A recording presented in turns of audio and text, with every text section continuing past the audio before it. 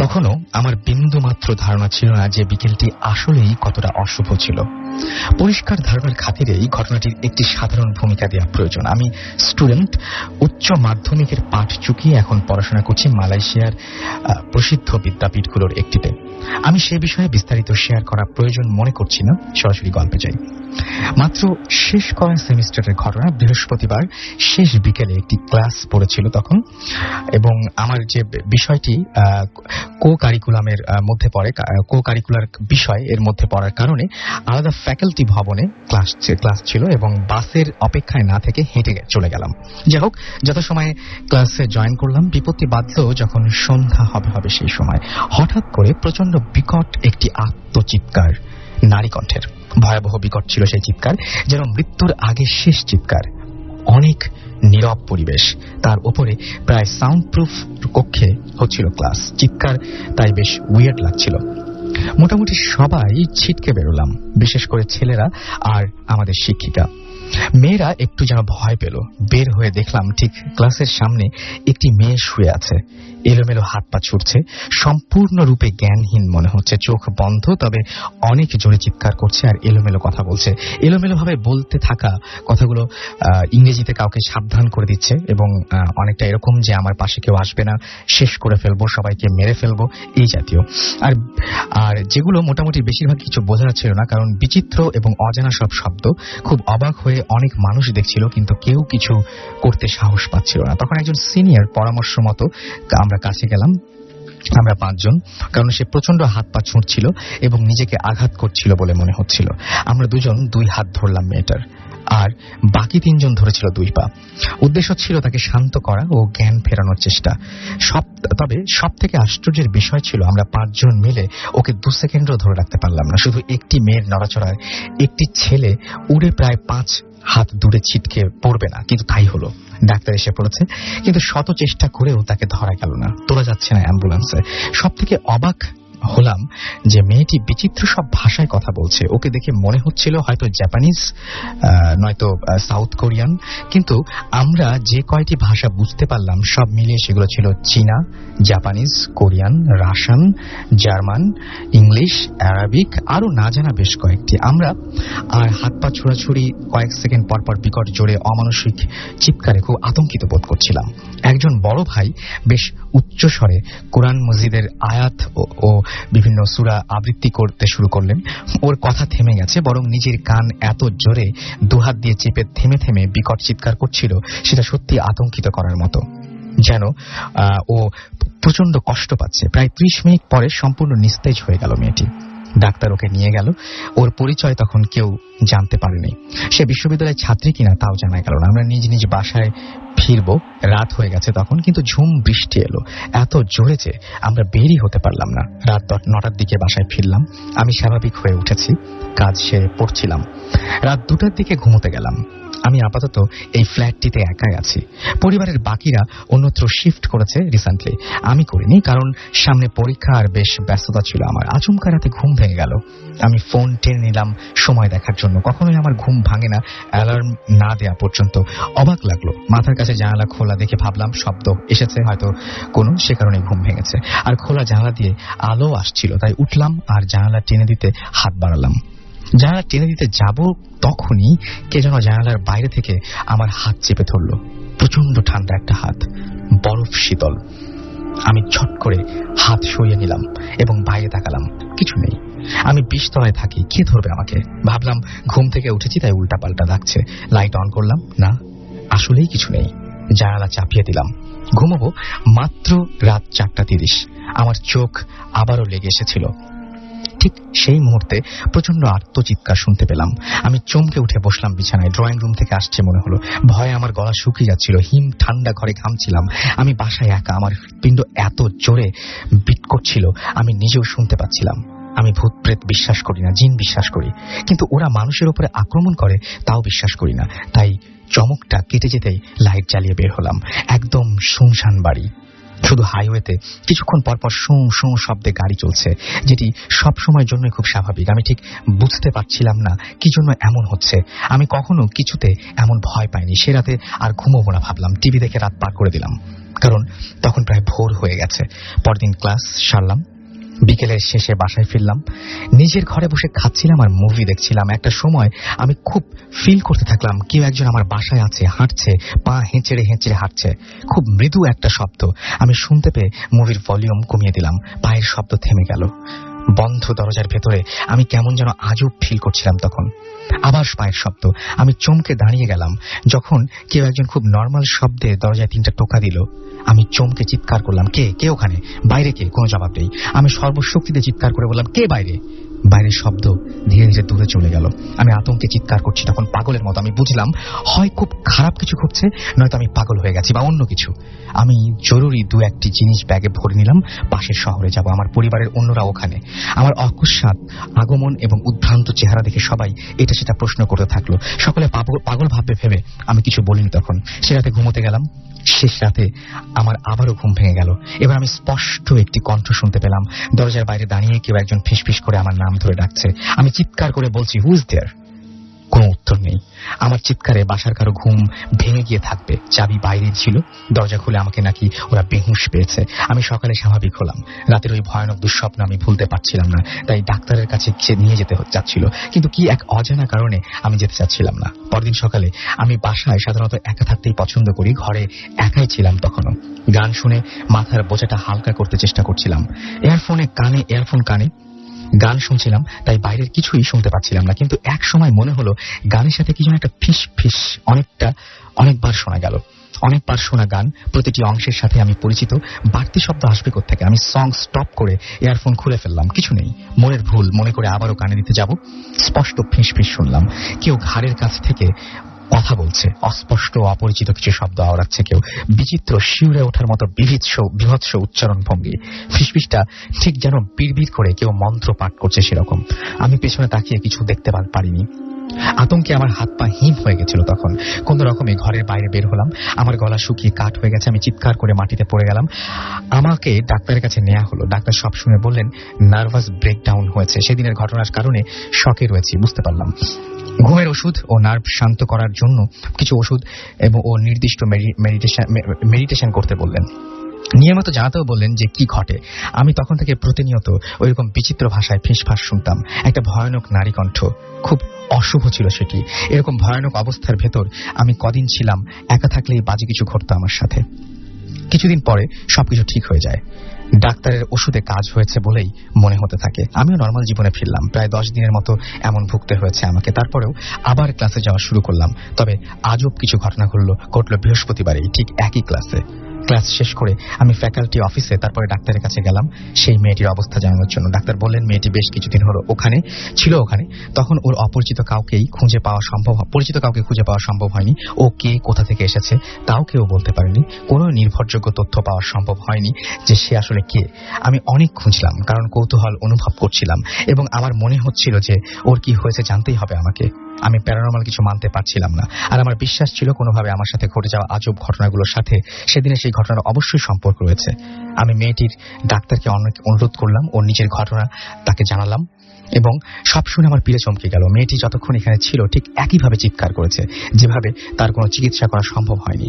এমনকি মানসিক রোগ বিশেষজ্ঞরাও কিছু বুঝে উঠতে পারেনি। ঠিক যে রাতে সিদ্ধান্ত নেওয়া হলো তাকে বিশেষ ব্যবস্থায় একটি মানসিক রোগীদের বিশেষায়িত হাসপাতালে পাঠানো হবে, সেই রাতেই একটি মহিলা এলো, বোরকা পরা মতো, শুধু চোখ দেখা যাচ্ছিল। ডাক্তারের বর্ণনা মতে সে অসম্ভব বেশি ফর্সা ছিল অথবা সাদা। মহিলাটি মেয়েটিকে দেখতে চাইলেন, জানালেন উনি ওর মা। কিন্তু এর কোনো প্রশ্নের জবাব সে দেয়নি, একটি কথাও বলেনি। মেয়েটির কাছে যান আর ঠিক তার কিছুক্ষণ পরে মেয়েটি উঠে বসে, সাধারণভাবে মহিলার সাথে কথা বলতে শুরু করে। মহিলা একা কথা বলতে চাইলে সবাই বেরিয়ে যায়। ফিরে এসে দেখে কেউ আর ওদের দুজনকে দেখতে পায়নি। পরে সিসিটিভিতে ধরা পড়া ফুটেজে দেখা গিয়েছে যে ওরা দরজা খুলে বেরিয়েছে, কিন্তু বাইরের গার্ড বা আর কোনো ক্যামেরায় ওদের দেখা যায়নি, যেটা নিতান্তই অসম্ভব। সব থেকে অবাক করা বিষয় হলো ওদের চলে যাবার সময়টি, সেটি ছিল মঙ্গলবার রাত 2:30। আমি হতবাক হয়ে আবিষ্কার করলাম মঙ্গলবার রাতেই আমি শেষবারের মতো ফিসফিসে সেই কণ্ঠ শুনেছি। এই ছিল ঘটনা, এবং এই ঘটনাটি আমাদেরকে পাঠিয়েছেন মালয়েশিয়া থেকে আমাদের একজন লিসনার, আপনারা সেটা জানেন। যাই হোক, আমরা জানি না যে আপনাদের কেমন লাগলো, যদি ভালো লাগে সেটা আমাদের জানাবেন, কেমন লাগলো সেটা অবশ্যই আমাদের SMS করে জানাবেন। আর SMS করার নিয়মটি আরো একবার জানিয়ে দিচ্ছি, ফুর্তি লিখে স্পেস দিয়ে আপনার নাম লিখে স্পেস দিয়ে আপনার মেসেজ লিখে পাঠিয়ে দিন 9840 নাম্বারে। আমরা চলে যাচ্ছি পরবর্তী ঘটনা, তবে তার একটা ছোট্ট বিজ্ঞাপন বিরতিতে আমাদের যেতে হবে, এবং তারপরে ফিরে আসছি আমাদের অতিথিদের নিয়ে। সে পর্যন্ত আমাদের সঙ্গে থাকবেন। স্টে টিউনড রেডিও ফুর্তি অ্যান্ড ডোন্ট স্টপ দ্য ফুর্তি। অনেকদিন পর হলো আসেন, তার মধ্যে ফারনান একজন, এবং ফারনান এসছে পুরান ঢাকা থেকে। আমরা তার কাছে আজকে প্রথম ঘটনাটি শুনবো। ফারনান, প্লিজ আপনার ঘটনাটি যদি। হ্যালো লিসনার্স, আমি ফারনান, আমি পুরান ঢাকা থেকে এসেছি, আমি এসএসসি এ পড়ছি। প্রথমে রাসেল ভাইকে আমি অনেক থ্যাংক ইউ দিতে চাই যে আমাকে আবারও ভূতে ফিল্মে ইনভাইট করার জন্য। You are most welcome. তো আমি ঘটনা চলে যাই। তো আমি আজকে আপনাদের সাথে যে স্টোরিটা শেয়ার করব, মানে স্টোরি তো না, এক্সপিরিয়েন্স, সেটা আমার অনেক ফ্রেন্ডের কাছ থেকে আমি শুনেছিলাম, এবং এক্স্যাক্টলি এই ঘটনাটা ওর নিজের সাথেই ঘটেছিল, এবং ও আমাকে যেভাবে ঘটনাটা শেয়ার করেছিল ঠিক আমি একইভাবে আপনাদের সাথে শেয়ার করার চেষ্টা করব। আশা করি আপনাদের অনেক ভালো লাগবে। তো আমার ফ্রেন্ডের দেশের বাড়ি হচ্ছে লালমনিরহাট। তো ওদের গ্রামটা হচ্ছে মেইন রোড থেকে মানে অনেক ভেতরের দিকে, মানে গহীন গ্রামে বলা যায় ওদের গ্রামটা, মানে বাসাটা বলা যায় গহীন গ্রামে। তো ওদের দেখা যায় যে মেইন রোড থেকে বাস থেকে নেমে প্রায় আরো 5 থেকে 6 কিলোমিটার ভ্যানে চড়ে ওদের বাসায় পৌঁছতে লাগে। তো অনেকটা ভেতরে বলা যায়, এবং আর ওদের গ্রামে এখন পর্যন্ত অনেক জায়গায় ইলেকট্রিসিটি আসেনি। তো ওদের গ্রামটাকে অজপাড়া গ্রাম বললেও বলা যায়। তো একদিন কোন এক ভ্যাকেশনে আমার এই ফ্রেন্ডটা মানে ওই লালমনিরহাট তার দেশের বাড়িতে যাওয়ার জন্য ঢাকা থেকে রওনা হলো, এবং পথিমধ্যে ওর একটা অ্যাক্সিডেন্ট হলো, ছোটখাটো বাসের হালকা পাতলা ছোট অ্যাক্সিডেন্ট। তো ওর যেটা হলো যে ও একটা বাস চেঞ্জ করতে হলো, আরেকটা বাসে করে দেন আসতে হলো। তো দেখা গেলো যে ওর লালমনিরহাট পৌঁছাতে অনেক বেশি সময় লেগে গেল। মানে ও দেখলো যে রাত হয়ে যাবে, প্রায় 12:30 1টার মতো, অনেক রাত হয়ে যাবে। তো এই জন্য সে যেটা করলো যে ওর বাসায় ও একটা ফোন দিল, এবং ফোন করে ওর বাবাকে বললো যে মানে বাবা, আমার তো আসতে অনেক লেট হয়ে যাবে, আর যখন আমি আসবো তখন তো এখানে বেবি ট্যাক্সি এগুলো কিছুই পাওয়া যাবে না, সব বন্ধ হয়ে যাবে। আর এই ঘটনাটা ওর সাথে ঘটে এক্স্যাক্টলি মানে ডিসেম্বরের শেষের দিকে। তো তখন প্রচন্ড শীত, এবং উত্তরবঙ্গে অনেক ঠান্ডা পড়ে, আমরা সবাই জানি। এবং ও যেটা বললো যে আমি তো কিছুই পাবো না, তুমি কাজ করে একটা বাসা থেকে একটা ভ্যান পাঠিয়ে দাও, যাতে আমি আসার পরে ভ্যানে চড়ে বাসায় আসতে পারি। তো ওর বাবা বললো ঠিক আছে, তুমি আসো, আমি একটা ভ্যান পাঠিয়ে দিব। তখন ওর পথ প্রায় 2 ঘন্টার মতো পথ বাকি। ও ঠিক 2 ঘন্টা পরে যখন প্রায় 12:30 তখন সে লালমনিরহাট পৌঁছালো, এবং ওকে বাস নামিয়ে দিয়ে চলে গেল বাস। ও বাস থেকে নেমেই দেখলো যে ওখানে কিছুতেই কোনো ভ্যানও আসেনি, বাসা থেকে কিছুই নেই, যা দোকানপাট ছিল সব বন্ধ, ছোটখাটো যে চায়ের দোকানগুলো ছিল সেগুলোও বন্ধ, একদম অন্ধকার, প্রচুর ঠান্ডা। সে খুব ভয় পেয়ে গেল যে কি করবে সে, এখন কিভাবে সে বাসায় যাবে, এতগুলো পথ কি হেঁটে যাওয়া সম্ভব? সে চিন্তা করলো আমি কিছুক্ষণ ওয়েট করি, এবং বাসায় একটা ফোন করি যে এখনো কেন ভ্যান আসলো না। ও বাসায় ফোন করার জন্য যখন ফোনটা হাতে নিল, তখন দেখলো যে ফোনে একদমই চার্জ নেই, সারাদিনের জার্নির পরে ফোন একদম অফ হয়ে গেছে। তো ফোন করার কোনো সুযোগ নেই, আশেপাশে কোনো ফোনের দোকান নেই যে ফোন করতে পারবে, চারিদিকে প্রচুর অন্ধকার এবং প্রচুর ঠান্ডা। তো সে প্রায় আধা ঘন্টার মতো সময় ওয়েট করলো, এবং দেখলো যে প্রায় 1:15 কি 20 তখন বাজে। তখন দেখলো যে একটা ভ্যান গাড়ি দূর থেকে আসতেছে, এবং সেটা দেখার পরে একটু শান্ত হলো যে না, এবার কিছু একটা আশার আলো দেখা যাচ্ছে, যে এখন বাড়ি যাওয়া যেতে পারে। এবং ভ্যান চালক এবং ভ্যানের চালকের পিছনে একজন লোক বসা ছিল, তাদের চেহারা দেখে সে খুবই খুশি হলো যে না, ওনারা আমার বাসারই লোক, এবং হয়তোবা বাবাই বাসা থেকে ওনাদেরকে পাঠিয়েছে আমাকে নেওয়ার জন্য। সে তখন খুব ভয়টা কেটে গেল, এবং সে বুঝলো যে না, এখন বাড়ি যাওয়া যাবে। তো ভ্যান এসে থামলো। সে তখন যে ভ্যানে যে পিছনে কেয়ারটেকার বসা ছিল তাদের বাসার, যেটা তার একজন অনেক পরিচিত একজন মানুষ, সে তাকে জিজ্ঞেস করলো যে মামা, এত আসতে দেরি হলো কেন? সে কোনো কথাই অ্যান্সার দিল না, সে জাস্ট একটা মুচকি হেসে বললো যে হ্যাঁ, এখন বাড়ি যাবো, চলো। সে লাগেজ যেগুলো ছিল, ছোটখাটো ব্যাগ ট্যাগ, সেগুলো সব ভ্যানে তুললো, এবং তারা বাড়ির উদ্দেশ্যে রওনা হলো। তাদের ভ্যান বাড়ির দিকে চলছে, প্রচন্ড কুয়াশা, সামনে কিছু দেখা যাচ্ছে না, প্রচুর অন্ধকার, প্রচুর ঠান্ডা। তো ভ্যানে সে বসা, এবং তার ঠিক মুখোমুখি সেই যে তাদের পরিচিত কেয়ারটেকার, উনি বসা ছিলেন। কিন্তু সে, আমার ফ্রেন্ডটা খুব অবাক হলো যখন সে দেখলো যে তারা তাদের সাথে কোনো কথাই বলছে না, কারণ সে তাদেরকে ছোটবেলা থেকে দেখে আসছে, অনেক ছোটবেলার পরিচিত। কোনো কথাই তাকে জিজ্ঞেস করতেছে না, কেন এত দেরি হলো আসতে, রাস্তায় যে অ্যাক্সিডেন্ট হলো সেই বিষয়ে কিছুই তারা জিজ্ঞেস করলো না। সে খুব অবাক হলো, কেননা ছোট থেকে সে তাদেরকে দেখে বড় হয়েছে, কোনো কথাই তারা বলতেছে না। তাদের পুরো ডিফারেন্ট একটা অ্যাটিটিউড, যেটা তাদের নর্মাল বিহেভিয়ারের সাথে একদমই খাপ খায় না। সে একটু অবাক হলো, সে ভাবলো যে না, হতেই পারে, প্রচুর ঠান্ডা এবং রাত 2টার মতো বাজে, হতেই পারে এরকম যে তারা বিষয় হয়তো বা কথা বলছে না। তো ভ্যানটা যাচ্ছে, কিছু দূর যাওয়ার পরে তার হঠাৎ খেয়াল হলো আমার ফ্রেন্ডটার যে ওদের এখানে যে ভ্যানগুলো চলে প্রত্যেকটা ভ্যানই মানে রাতে যখন চলে সন্ধ্যার পর থেকে তখনই মানে প্রত্যেকটা ভ্যানের নিচে একটা হেরিকেন জ্বালানো থাকে। কিন্তু সে যখন খেয়াল করলো সে দেখলো যে সে যে ভ্যানটাতে চড়ে যাচ্ছে সেটা নিচে হেরিকেনটা একদম ভাঙা। সে একটু অবাক হলো যে কি ব্যাপার, এত রাতে যাচ্ছি, কোনো লাইট মানে হেরিকেন নাই, কিভাবে যাচ্ছে আমাদের ড্রাইভার মানে যে ভ্যান চালাচ্ছে। সে সামনের দিকে যখন তাকালো সে তখন আরো বেশি অবাক হলো। সে দেখলো যে সামনে শুধু কুয়াশায় পথঘাট কিচ্ছু দেখা যাচ্ছে না, কিন্তু ভ্যান চালক দিব্যি ভ্যানটা দ্রুত গতিতে চালিয়ে নিয়ে যাচ্ছে বাড়ির পথে। সে খুব অবাক হলো। আশেপাশে সে যে নেমে যাবে সেটারও কোনো ব্যবস্থা ছিল না, কেননা আশেপাশে একদম বিশাল বড় বড় ধান ক্ষেত, বড় বড় প্রান্তর, তার নেমে যাওয়ার কোনো ব্যবস্থা ছিল না। সে কি আর করবে, সে তখন একটু ভয় পাওয়া শুরু করলো যে কি ব্যাপার, সব এরকম হচ্ছে কেন। এবং তার সামনে বসে থাকা কেয়ারটেকারটি তার সাথে কোনো কথাই বলছে না, পুরোই ডিফারেন্ট তার অ্যাটিটিউড। তারপর কিছু দূর যাবার পর সে যেটা করলো যে তার পকেট থেকে একটা সিগারেট বের করলো এবং সিগারেটটা সে তার লাইটার ছিল লাইটারটা দিয়ে মানে লাইটারের আগুন ধরালো। যখনই সে লাইটারটা অন করলো ঠিক তখনই তার মুখোমুখি বসে থাকা তার বাসার যে কেয়ারটেকারটা সজোরে চিৎকার করে উঠলো যে তুমি আগুনটা বন্ধ করে দাও, লাইটারটা অফ করে দাও, মানে আমি আগুন সহ্য করতে পারছি না, তুমি লাইটারটা অফ করে দাও। এই কথা শোনার পরে সে অনেক বেশি অবাক হয়ে গেল এবং সামনে বসা কেয়ারটেকারের ভয়েসটা ঠিক অন্যরকম ছিল, যেটা তার ভয়েস মানে আগেও তো সে অনেকবার শুনেছে এরকম ভয়েস আমার ফ্রেন্ড, কিন্তু এই ভয়েসের সাথে তার কোনো মিলে নেই। প্রচন্ড গাম্ভীর্য একটা গলা এবং ভয়ানক ভাবে সে বলছে যে তুমি আগুনটা বন্ধ করে দাও। আমার ফ্রেন্ডটা খুব ভয়ে আগুনটা বন্ধ করে দিল, লাইটারটা অফ করে দিল। কিন্তু সে যখন লাইটারটা অফ করে দিল তার ঠিক কিছুক্ষণ আগে সে এমন একটা জিনিস দেখলো যেটা দেখে সে প্রচন্ড অবাক হলো। এবং সেটা ছিল সে যখন লাইটারটা অন করেছিল কিছুক্ষণের জন্য তার সামনে কিছুটা আলো হয়েছিল এবং সে আলোয় দেখতে পেল যে তার সামনে বসা যে কেয়ারটেকার সে তো বসে আছে তার মুখোমুখি অবস্থায়। সে দেখলো যে তার হাঁটুর নিচ দিকে কোনো পায়ের এক্সিস্টেন্সই নেই। মানে আমরা অনেক সময় দেখি যে মানে ভিক্ষুক দেখি রাস্তাঘাটে যে হাঁটুর নিচ থেকে মানে পার্টটাই নেই একদম, এরকম জাস্ট মানে একদম হাঁটুর নিচে পায়ের এক্সিস্টেন্সটা একদম নেই। সেটা দেখে অনেক বেশি ভয় পেয়ে গেল, কেননা কিছুক্ষণ আগেই সে যখন মানে বাস কাউন্টারের সামনে বসা ছিল তখন এই কেয়ারটেকারই তার নিজের হাত দিয়ে সবগুলো লাগেজ ওই ভ্যানে তুলেছিল, তখনও তো সব ঠিকই ছিল। এখন হঠাৎ করে কি হলো সে কিছুই বুঝতে পারলো না। সে সাথে সাথে মন্ত্র পড়া শুরু করলো। আর আমার বন্ধুটা ছিল হিন্দু, ও যতটুকু মন্ত্র জানা আছে সবকিছু পড়া স্টার্ট করলো, কিন্তু কোনো কিছুতেই কোনো কাজ আসলো না। সে আরো বেশি ভয় পেতে থাকলো এবং সে যথেষ্ট জোরে চিৎকার করা শুরু করার চেষ্টা করলো, কিন্তু সে কোনো মতেই চিৎকার করতে পারলো না। মনে হচ্ছে কে যেন তার মুখ ধরে রেখেছে এবং সে হাত পা নড়াচড়া করতে পারছে না, সব স্থির হয়ে গিয়েছে।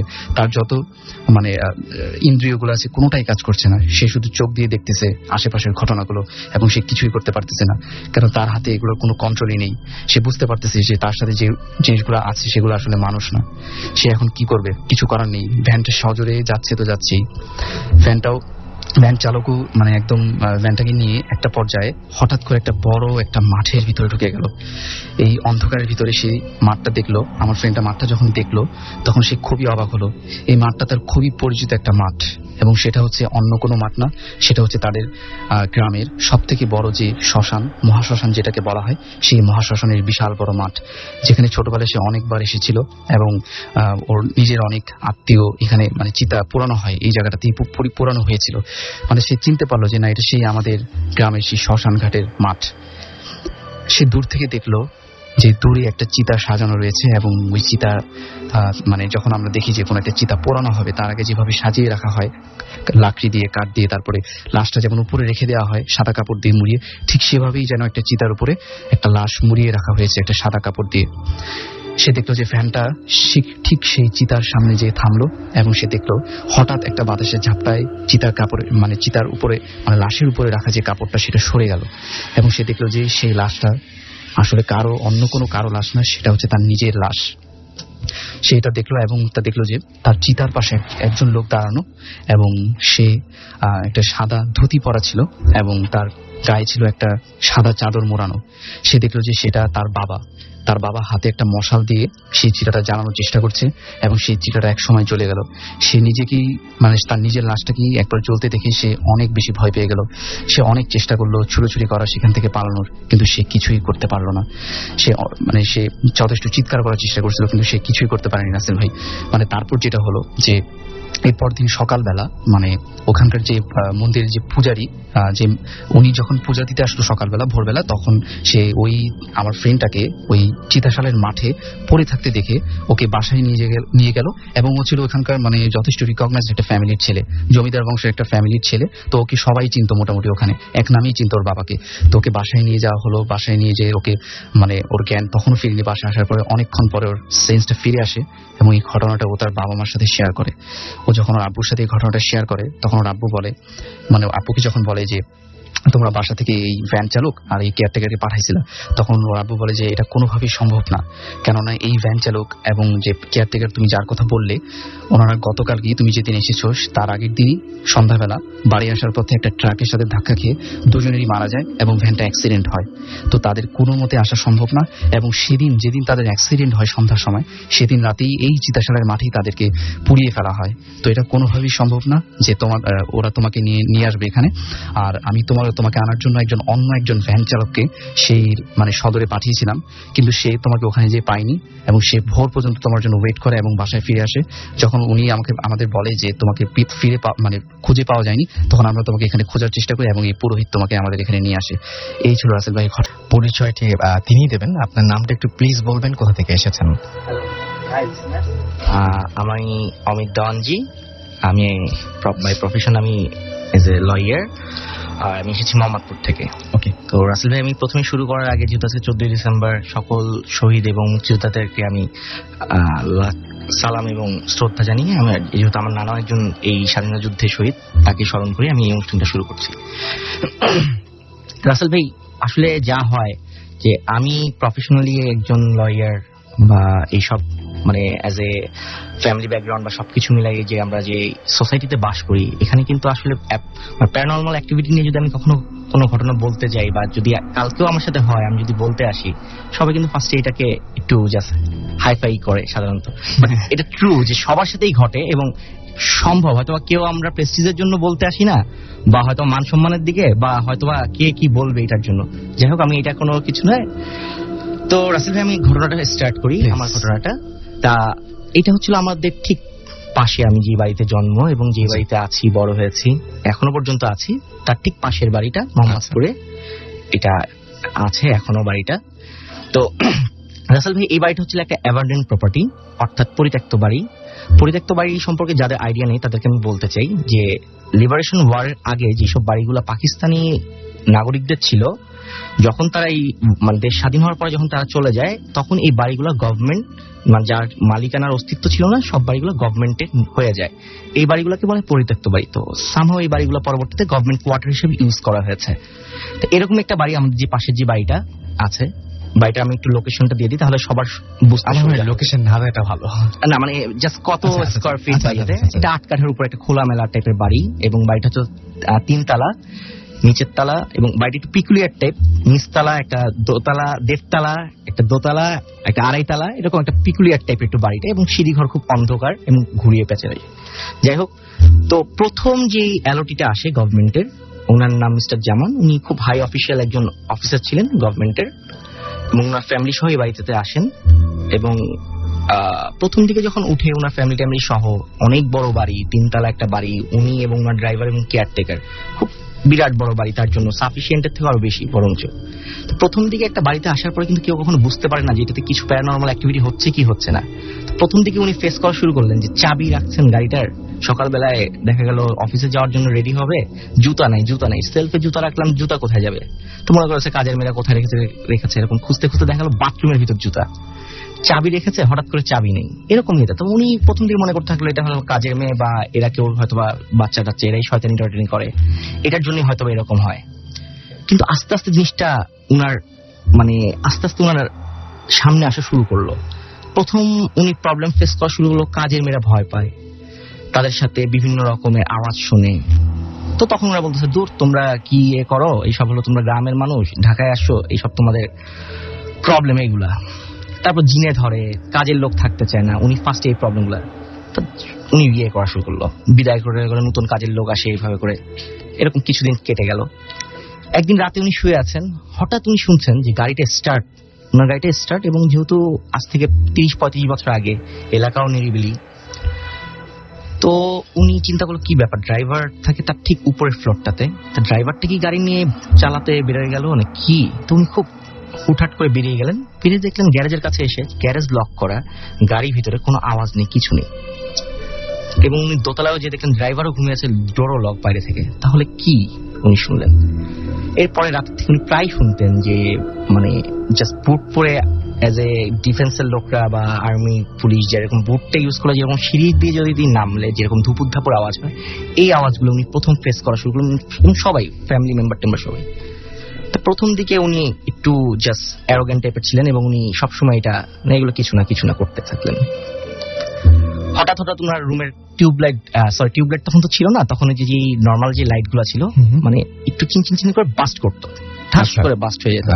বাথরুমে ঢুকতে যাবেন এমন সময় বাস্ট হয়ে গেল, এবং পুরা বাথরুম দেখা গেল যেহেতু এটা খুব সরু কাজ, ছিটিয়ে গেছে যে পায়ে ঢুকবে, এরকম খুব প্রবলেমে উনি ফেস করতে শুরু করলেন। এরকম তখন উনি একটু চিন্তা করা শুরু করলেন যে আসলে কি কিছু আছে এই বাড়িতে। যাই হোক, যেহেতু এটা কোনো আগেও কোনো পাস্ট মালিকও নেই বা কিছুই নেই, ওনার খবর নেওয়ারও কোনো ওয়েও ছিল না যে এটা অমুকের ছিল বা এরকম।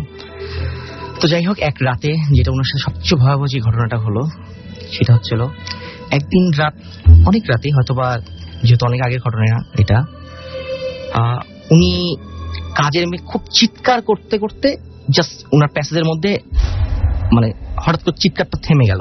তো এর মধ্যে ওনার ওয়াইফ ওনাকে উঠিয়েছেন, দেখো তো কি হলো মেয়েটা এরকম চিৎকারছে। তো ওনার যে টয়লেটের যে সিস্টেমটা ছিল, এটা ছিল যেহেতু অনেক পুরানো বাড়ি, তো একটু জাস্ট প্যাসেজের মতো আছে, লম্বা করিডোরের মতো, ওই সাইডে পিছন দিকে একটা বাগানের মতো আছে, কিছু গাছপালা জঙ্গলের মতো, ওখানে একটা মান্দার গাছ আছে, একটা গাছ। তো ওই প্যাসেজটা দিয়ে যেতে হয় বাথরুমে। তো সবসময় যদি আপনি বাথরুমের লাইটও জ্বালান, ওই পাশে আপনার আলোটা পড়ে সবসময় প্যাসেজটা দিয়ে যখন যাওয়া যায়। যখন আন্টি প্রথমে বেরিয়ে যখন প্যাসেজে গেলেন, তখন উনি চিৎকার দিলেন, উনি নিজেও। এইবার উনি যেহেতু ওনার ওয়াইফ চিৎকার দিচ্ছেন, উনি লাফ দিয়ে এবার চলে আসলেন। কি হলো দেখছে, আন্টি কোনো কথা বলছে না, স্টাক হয়ে খালি মুখ দিয়ে গো আওয়াজ করছে। এবার উনি জাস্ট তাকিয়ে দেখলেন যে এই গাছটা দেখা যাচ্ছে মান্দার গাছ, সেখানে একটা সাদা একটা ফিগার, মানে একটা লোকে একে গলায় দড়ি দিয়ে ওই গাছের সাথে পুরো ঝুলিয়ে রাখা হচ্ছে। এবং উনিও দেখলেন, উনার ওয়াইফ মানে কথা বন্ধ হয়েছে, বাট সেন্স হারায়নি, মানে উনি গুগো আওয়াজ করছেন, আর কাজের মেয়ে অলরেডি সেন্সলেস। তো উনি সাথে সাথে ওনার ওয়াইফকে টান দিয়ে নিয়ে এসে রুমের মধ্যে বসে মানে কোনোভাবে রাতটা পার করলেন। পরদিন যথারীতি উনি একজন হুজুরকে নিয়ে আসলেন। এইবার উনি তো আর নিজের চোখেও দেখেছেন, এখন তো আর অবিশ্বাস করার ওনার কোনো ওয়ে নেই। উনি নিয়ে আসলেন একজন হুজুরকে। তো হুজুর প্রচুর মানে বাড়িটা ঘুরে টুরে দেখেই বলতেছে এই বাড়ির মধ্যে অনেক সমস্যা আছে, ঝামেলা আছে, এই বাড়িতে অনেক হয়তোবা ঘটনা আছে, এটা এত সহজে সলভ করা সম্ভব না। তবে আপনি যে মান্দার কাছে যে ঘটনাটা দেখেছেন, তো পরবর্তী দিন যেদিন হুজুরকে নিয়ে আসলো, সেদিন উনি কোনো এরকম বডি টডি কিছু ছিল না, কিন্তু অবাক ব্যাপার ছিল, দড়িটা কিন্তু ঠিকই ফাঁসির দড়িটা ঝুলানো ছিল।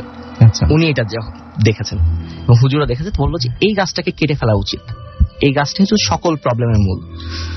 তো যাই হোক, উনি একজন, যেহেতু গভর্নমেন্টের বাড়ির নিয়ম, কিছু প্রপার্টির একটা নিয়ম আছে যে আপনি চাইলেই কোনো রুম হয়তো ইয়ে করতে পারবেন না, গাছপালা কাটতে পারবেন না, কিন্তু উনি are not a single day উনি চান্স নিতে চাইলেন। উনি সাথে সাথে একজন কাঠুরিকে নিয়ে আসলেন যে গাছটা কেটে ফেলার জন্য।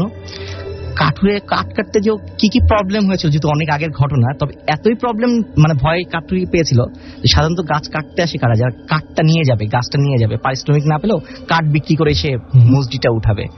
কিন্তু সবচেয়ে অবাক ব্যাপার হচ্ছিল, কাঠটা পর্যন্ত সেই কাঠুরি নিতে রাজি হলো না। আচ্ছা, সে বললো আমি এই কাঠগুলোও নিব না।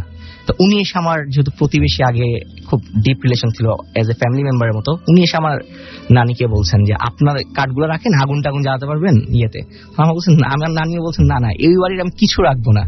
তো এরকম মানে উনি ভয়াবহ যখন ফেস করা শুরু করলেন, গাছটা কাটার পরে ওনার সাথে আরো যে কি বিভৎস ঘটনা শুরু হলো, যে এই ঘটনাগুলো মাত্রা বাড়তে থাকলো। আগে তো মানে এফেক্টেড হতো প্যারানর্মাল অ্যাক্টিভিটিস কাজের লোকদের সাথে, এবার শুরু হলো ওনার বাচ্চাদের সাথে, ওনার ওয়াইফের সাথে ডুয়েল ভয়েসে কথা বলে ওয়াইফ শুয়ে ঘুমের মধ্যে, যেটাতে উনি আরো ভয় পাওয়া শুরু করলেন।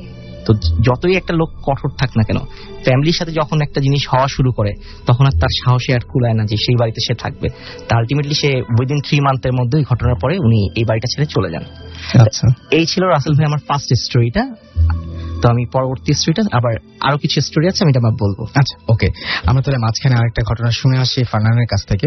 একটা ছোট ঘটনা রয়েছে তার, এবং সেই ঘটনাটি শুনে আসি। আশা করছি আপনারা এনজয় করছেন এবং কেমন লাগছে আপনাদের ঘটনাগুলো সেটা জানিয়ে আমাদের SMS করুন, লিখে ফেলুন ফুর্তি স্পেস দিয়ে আপনার নাম, স্পেস দিয়ে আপনার মেসেজ পাঠিয়ে দিন 9840 নাম্বারে। ফারহান, তো আমি এখন আপনাদের সাথে যে ঘটনাটা শেয়ার করব সেটি আমি কিছুদিন আগে যখন দোহারে ঘুরতে যাই তখন এক মসজিদে নামাজ পড়তে যাওয়ার সময় প্রায় এক ইমাম সাহেবের সাথে কথা বলি এসব বিষয় নিয়ে। তখন ওই ইমাম সাহেব আমাকে ওই মসজিদের ব্যাপারে একটা ঘটনা শেয়ার করেন, যেটা ওনার নিজের সাথেই ঘটেছিল, এবং উনি যেদিন ফার্স্ট এই মসজিদে প্রথম দিন ছিলেন রাতে, সেদিন এই ঘটনাটা ঘটে। তো উনি মসজিদটার একটু বর্ণনা দিই। মসজিদটা হচ্ছে খুব ছোট, খুব একটা বড় না মসজিদটা। আর মসজিদটার পাশে ছিল একটা অনেক বড় একটা পুকুর, যে পুকুরটাতে দেখা যেত যে আশেপাশে গ্রামের যত মানুষ আছে প্রায় সবাই এখানে গোসল করত। প্লাস মসজিদটার পাশে একটা বড় অজুখানা ছিল, এই অজুখানায় এখানে সবাই অজু করত। তো ওই ইমাম সাহেব যেদিন ফার্স্ট এই মসজিদে আসেন সেদিন রাতের বেলা এই ঘটনাটা। তো মসজিদে যারা খেদমত করেন তারা রাতের বেলা সব কাজ টাজ করে যে যার বাসায় চলে গিয়েছিল, এবং মসজিদের পাশে একটা ছোট রুম ছিল যেখানে সেই ইমাম সাহেবটা মানে রাতে ঘুমোচ্ছিলেন। তো হঠাৎ করে রাতের দিকে তার ঘুম ভেঙে গেল, এবং উনি অবশ্য রাতে উঠে মানে তাহাজ্জুদের নামাজ পড়ার জন্য মাঝে মাঝে প্রায় সবই উঠতেন আর কি ফজরের আগে। তো সেদিন আসলে উনি নিজে উঠলেন না, এবং হঠাৎ করে একটা শব্দে ওনার ঘুম ভেঙে গেল, এবং শব্দটা হচ্ছে এইরকম যে তার মনে হচ্ছে যে ওই মসজিদের পাশে যে পুকুরটা সেখান থেকে অনেক মানুষ একসাথে গোসল করছে, কথা বলছে, অনেক চিৎকার চেঁচামেচি, যেমন অনেক মানুষ একসাথে থেকে যেমন কনভারসেশন হয় সেরকম একটা কথা শুনতে পাচ্ছে অনেক মানুষ একসাথে সেখানে। আর খুব পানির শব্দ মানে ছপ ছপ শব্দ সে শুনতে পাচ্ছে, মনে হচ্ছে কেউ বুঝি সেখানে আছে, গোসল করতেছে, অজু করতেছে, এরকম একটা শব্দ। তো সে খুব অবাক হয়ে গেল, এবং সে মনে করলো যে হ্যাঁ হয়তো এখন ফজরের সময় হয়ে গেছে, আমি মনে হয় ঘুম থেকে উঠতে আজকে দেরি করে ফেলছি। তো তখন সে ঘড়ির দিকে তাকালো, এবং ঘড়িতে সে দেখলো যে রাত 2টা বাজে। তখন সে আরো একটু অবাক হয়ে গেল, রাত 2টার দিকে এভাবে কে পুকুর পাড়ে এসে গোসল করছে, কথা বলছে, এটা কিভাবে সম্ভব? তারপর সে কি করলো, সে চিন্তা করলো যে আমি গিয়ে দেখে আসি কি অবস্থা। তারপর সে মসজিদ থেকে আস্তে আস্তে বের হলো, মসজিদের মেইন দরজাটা খুললো, এবং খোলার পরে মসজিদের বারান্দায়, আমরা অনেক সময় দেখি যে মসজিদের বারান্দায় ওই মানে কিছু ছাড়ার মতো কিছু বিছানো থাকে যেখানে অনেকে নামাজ পড়ে এসে। তো সে দেখলো যে মসজিদের দরজাটা সে যখন খুলে মসজিদের বারান্দাটায় আসলো, সে দেখলো যে 5 থেকে 6 জন মানুষ ওখানে দাঁড়িয়ে নামাজ পড়ছে, এবং ওনাদের দৈহিক আকৃতি ছিল অনেক লম্বা, এবং ওনাদের মাথায় পাগড়ি ছিল, এবং তাদের পরনে ছিল জুব্বা, সাদা সাদা সাদা জুব্বা ছিল, এবং তারা নামাজ পড়তেছিল, এবং তারা খুব জোরে জোরে সূরা ফাতিহা মানে নামাজের যে সূরাগুলো আমরা ইউজ করি সেগুলো অনেক জোরে জোরে লাউডলি পড়তেছিল। সেই জিনিসটা দেখার পর একটু ভয় পেয়ে যায়, ব্যাপার কি, এত রাতে রাত 2টার দিকে কে এখানে নামাজ পড়তে আসবে? সে তখনও কিছুই বুঝলো না যে কি হচ্ছে আসলে তার সাথে। সে যেটা চিন্তা করলো যে আমার ওই যে পুকুরের পাশে যে শব্দগুলো তখনও শোনা যাচ্ছিল, সে চিন্তা করলো যে আমি মসজিদের পিছন দিক দিয়ে ঘুরে পুকুরটাতে দেখে আসি কি ঘটতেছে আসলে, কারা আসছে গোসল করতে। তো সে যথারীতি মসজিদের পিছন দিক দিয়ে যে পুকুরের সামনে গেল, পুকুরের সামনে যে সে যখন গেল তখন সে খুবই অবাক হলো। সে দেখলো যে ওখানে কেউ নেই, সম্পূর্ণ খালি। পুকুরের পাশে যে গোসল করার জায়গাটা সেখানে কেউ নেই, অজুখানায় কেউ নেই, কিন্তু অজুখানায় যে কলগুলো ছিল সেখান থেকে টপটপ করে পানি তখনও পড়ছিল, এবং যেখানে পুকুর পাড়ে সবাই গোসল করে সেই জায়গাটা একদম ভেজা ছিল। সে অনেক বেশি অবাক হয়ে গেল, মনে হচ্ছিল কিছুক্ষণ আগেই প্রায় কয়েক মিনিট আগে এখানে অনেকগুলো মানুষ ছিল যারা এখানে গোসল করছিল, অজু করছিল। সে একটু ভয় পেয়ে গেল, ব্যাপারটা কি, আশেপাশে গ্রামের মানুষ যদি এখানে এসে গোসল করতো তারা অবশ্যই চলে যেত না, কি হলো, তারা কোথায় গেল, এবং এখানে কেই বা ছিল? সে তখন দৌড়ে চলে গেল সেই মসজিদের বারান্দাটার দিকে যেখানে সে 5 থেকে 6 জন মানুষকে নামাজ পড়তে দেখেছিল। সে ওখানে যাওয়ার পর আরো বেশি অবাক হলো, সে দেখলো যে ওখানে একটা মানুষও নেই, কেউ নেই, একদম খালি জায়গা, কিন্তু খুব সুন্দর সুগন্ধ সেখান দিয়ে বয়ে যাচ্ছে। তারপরে সে খুব অবাক হলো এবং ভয়ে ভিতরে চলে গেল, এবং সে রাতে ওখান থেকে আর বেরিয়ে হয়নি, একদম ফজরের সময় সে ওখান থেকে বের হয়ে আজান দেয়। এই ছিল রাসেল ভাই আমার ঘটনা। আপনাকে অনেক ধন্যবাদ ফারনান। আমরা চলে যাব আমাদের পরবর্তী ঘটনায়, এবং আমরা একদম ননস্টপ ঘটনা শুনতে চাই আজকে। আমরা আবারও চলে যাচ্ছি, আপনার নামটা আরেকবার বলতে হবে। এবং হ্যালো লিসনার্স, আমি advocate Amit again. Thank you Russell ভাই। জি অমিত, আপনার সেকেন্ড ঘটনাটা আমরা শুনি। আসলে রাসেল ভাই, যদি আপনার পাশের একটা নেইবারের বাড়ি যদি হন্টেড হয়, এবং যদি আপনি জন্মের পর থেকে যদি আপনি এটা শুনতে থাকেন, তাহলে কিন্তু এই বাড়িটার প্রতি আপনার একটা ভয় জন্মাবে। অবশ্যই আমাদের ক্ষেত্রে আসলে হয়েছিল উল্টাটা। কারণ হচ্ছিল পরবর্তীতে জামান সাহেব চলে যাওয়ার পর আমি আবার সেই বাড়িটা নিয়ে ঘটনাটা বলছি, কারণ আমার ঘটনাগুলো যেহেতু আমার পাশের বাড়ি, এটা নিয়ে সব রিলেটেড।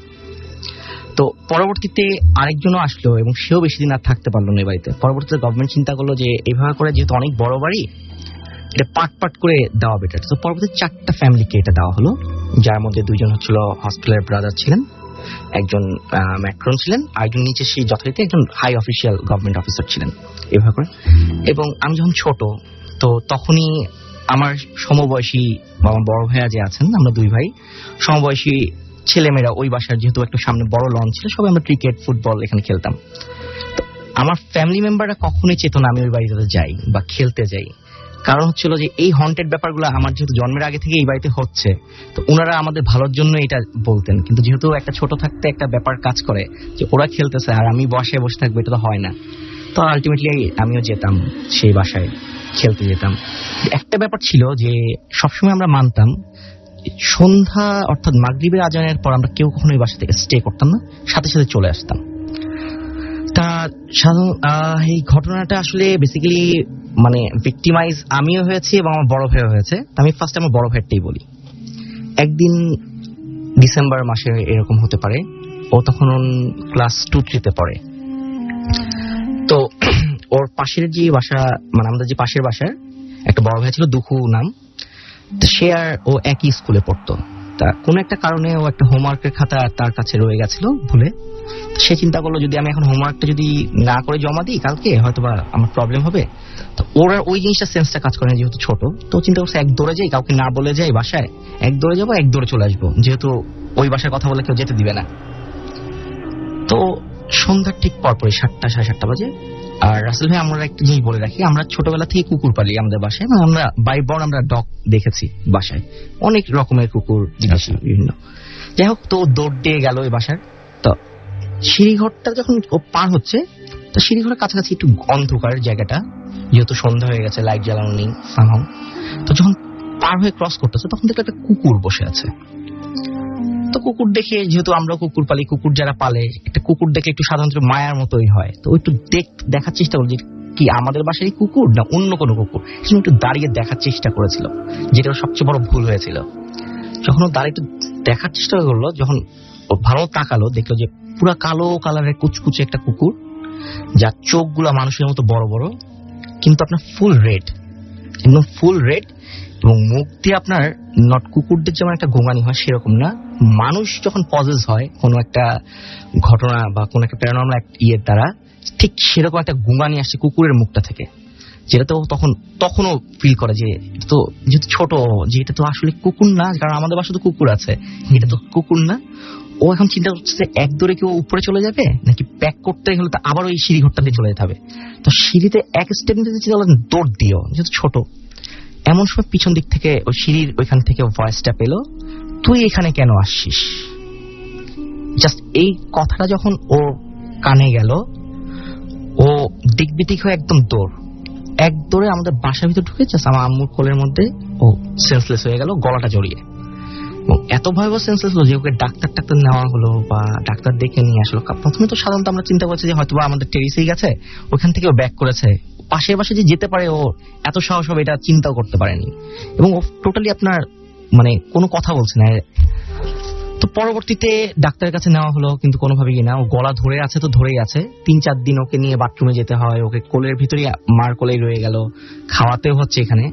ডাক্তারও কিছু ধরতে পারছে না, কথা বলাতে পারছে না, খালি ও বলে যে একটা কালো কুকুর আমাকে মেরে ফেলবে, কালো কুকুর আমাকে মেরে ফেলবে।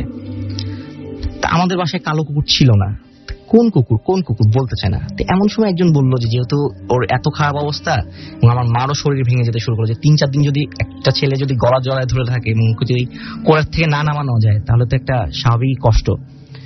পরবর্তীতে একজন ওকে আমাদেরকে বললো যে এরকম একটা জায়গায় পীর সাহেব আছে অনেক বড়, নারায়ণগঞ্জ এলাকার খুব নাম করা একজন পীর সাহেব, ওনার কাছে নিয়ে যান, উনি এই ব্যাপারগুলা। তা আসলে আমাদের ফ্যামিলিতে একটু এইসব ব্যাপারগুলো জানে, আমার নানি মানতেন, কিন্তু আম্মা একটু আবার মডার্ন টাইপ, উনি আবার এইসব জিনিসগুলো বিলিভ করতেন না। তো যাই হোক, নানির কারণেই হোক উনি নিয়ে গেলেন। তো হুজুরের কাছে যখনই নেওয়া হলো, হুজুর দেখেই ওর মাথায় একটা হাত রেখে বলছে, মানে এর আগ পর্যন্ত কোনো কথা বলতো না, খালি ওই একটা ওয়ার্ডই বলতো আর কিচ্ছু বলতো না, এবং চোখ বন্ধ করে থাকতো। হুজুরের কাছে নিয়ে যাওয়ার পরে ওকে একটা পানি পড়া না কি জানি জাস্ট মুখে দিলেন, দেওয়ার পর মাথার উপর হাত দিয়ে বলছে, বাবা বলো তোমার নাম কি? তখন তার নাম বলছে, কোন ক্লাসে পড়ে, মানে আস্তে আস্তে সে স্বাভাবিক হওয়া শুরু করলো। তখন বলছে, তুমি ওই পাশের বাসাটাই গেছিলে না তোমাদের? তখন তো মাও অবাক, নানিও অবাক, মানে কারণ ওনাকে কিছু বলা হয়নি, কারণ যেতে দিত না, স্বাভাবিক, এবং জানতেন না যে আসলে কি কোথা থেকে এই ঘটনাটা হলো ওর। তখন বলছে, তুমি একটা কালো কুকুর দেখে ভয় পেয়েছো? তখন বলছে যে হ্যাঁ। তখন বলছে, তোমাকে ও কি কামড় দিতে আসছে? তখন বলছে, আমি জানি না। এটা বলছে আচ্ছা কিচ্ছু হবে না, আর কিছু হবে না তোমার। তো যাই হোক, পরে ওকে সরিয়ে দেওয়া হলো, আর একটা কিছু সামথিং কিছু দিয়ে দিল এই ঘটনাগুলো, যেটাতে ও কভার আপ করে যায়। এবং পরবর্তীতে নানিকেও বলে দিল এবং মাকেও বলে দিল যে কখনো আর ওই বাসায় যেতে দিবেন না ওকে, বিশেষ করে সন্ধ্যার পর। এবং এই বাসাতে যারাই যাবে আপনাদের ফ্যামিলির ক্ষতি একটা হবেই, মাস্ট। যাই হোক, এটা ছিল আমার বড় ভাইয়ের স্টোরি। এবার আমি কিভাবে ভিক্টিমাইজ হলাম ওই বাসাতে, এটা আমি বলি। চলো, আমি আগেই বলেছি যেহেতু বড় ভাইয়ের একটা স্টোরি হয়ে গেছে এরকম ঘটনা, তো স্বাভাবিক সন্ধ্যার পরে যাওয়া যায় না। তো তখন ওয়ার্ল্ড কাপের সিজন চলছে 94-এ, আমার ডেটটা মনে নেই, তো জুন জুলাইয়ের দিকে, গরমের সময়। তো যেহেতু ওই বাসাতে আপনার আমার বয়সী ছেলেমেয়েরা থাকে এবং ফুটবল খেলা রাতে হচ্ছে, অনেক রাতে, একা একা থাকলে ঘুমের থেকে উঠে দেখা যায় না, যেহেতু আমি তখন ক্লাস 4-5 পড়ি। তো আপনার প্ল্যান করুন যে ওই বাসা থেকে আমার প্রিয় দল আর্জেন্টিনা, ওর খেলা দেখবো, একসাথে থাকবো। তো ওকে যেভাবে করলাম, খুব কষ্ট করে আমি রাজি করালাম এবং আন্টিকে দিয়ে বলায় পাশের বাসার 3 তলাতে থাকবো। ওই আন্টি এসে রিকোয়েস্ট করলো যে থাকুক, রাতে একসাথে খেলা দেখবে, সকালবেলা ও চলে আসবে, যেহেতু পাশে গায়ে লাগানো বাসা, কোনো সমস্যা নেই। যাই হোক, রাজি করাতে পেরেছিলাম। যাই হোক, তো আন্টিকে আমরা বলে রাখলাম যে আন্টি, খাওয়া দাওয়ার কিছু ব্যবস্থা করে রাখলাম, যে আমরা এখন একটু শুয়ে পড়ি, 11টা 11:30 বাজে, আপনি আমাদেরকে 3টার দিকে ডেকে দেবেন। উনি আমার তার জন্য নামাজ পড়তেন, যে আপনি 3টার দিকে ডেকে দিবেন, আমরা 4টার থেকে সম্ভবত খেলাটা শুরু হতো, আমরা খেলাটা দেখবো। আচ্ছা, যাই হোক, আমরা শুয়ে পড়েছি এবং কখন ঘুমিয়ে গেছি গল্প করতে মনে নেই। 3টার দিকে হঠাৎ করে আমাদের এই মানে 3.5 তলার আন্টি আঙ্কেল থাকতেন এবং 3 তলাতে আন্টি এসে হঠাৎ করে দরজা নক করছেন। তার দরজার আওয়াজে ঘুম ভেঙে গেছে। তো এখানে যে বাসাতে ছিলাম, ওই আঙ্কেল, ওনার ছোট ভাই, ওনার দুই ছেলে, আরেকজন কে জানি ছিল, মানে আমরা 5-6 জন ছেলে মানুষ ওই বাসায়। তা আন্টি এসে বলছে তাড়াতাড়ি ওঠ। তা আমরা মনে করছি যে খেলার টাইম হয়ে গেছে, সময় হয়েছে। আমরা তো আগে যে দৌড়াই টিভি সারতে গেছে, যে হয়তো টাইম হয়ে গেছে, খেলা শুরু হয়ে গেছে। তো দরজা খোলার পর আন্টি বলছে তাড়াতাড়ি উপরে আয়। তো আমরা তখন বুঝিনি যে কেন তাড়াতাড়ি উপরে আসতে বলছে। তো উপরে যেয়ে দেখছি যে একটা কাজের মেয়ে ছিল ওই বাসাতে, নাসিমা নাম বা নাজমা নাম ছিল এরকম। মেয়েটা খুব মানে রুগ্ন শরীর, অ্যাজ এ সোমালিয়ার লোকজন, দুর্ভিক্ষ পীড়িত লোকদের মতো অবস্থা, তার খুব খারাপ অবস্থা। এবং আমরা ওর সাথে খুব মজা নিতাম যে যদি কখনো ঝড় বাতাস হয় তুই ছাদের কোনায় টোনা যাইস না, তোকে উড়াই নিয়ে চলে যাবে, এরকম।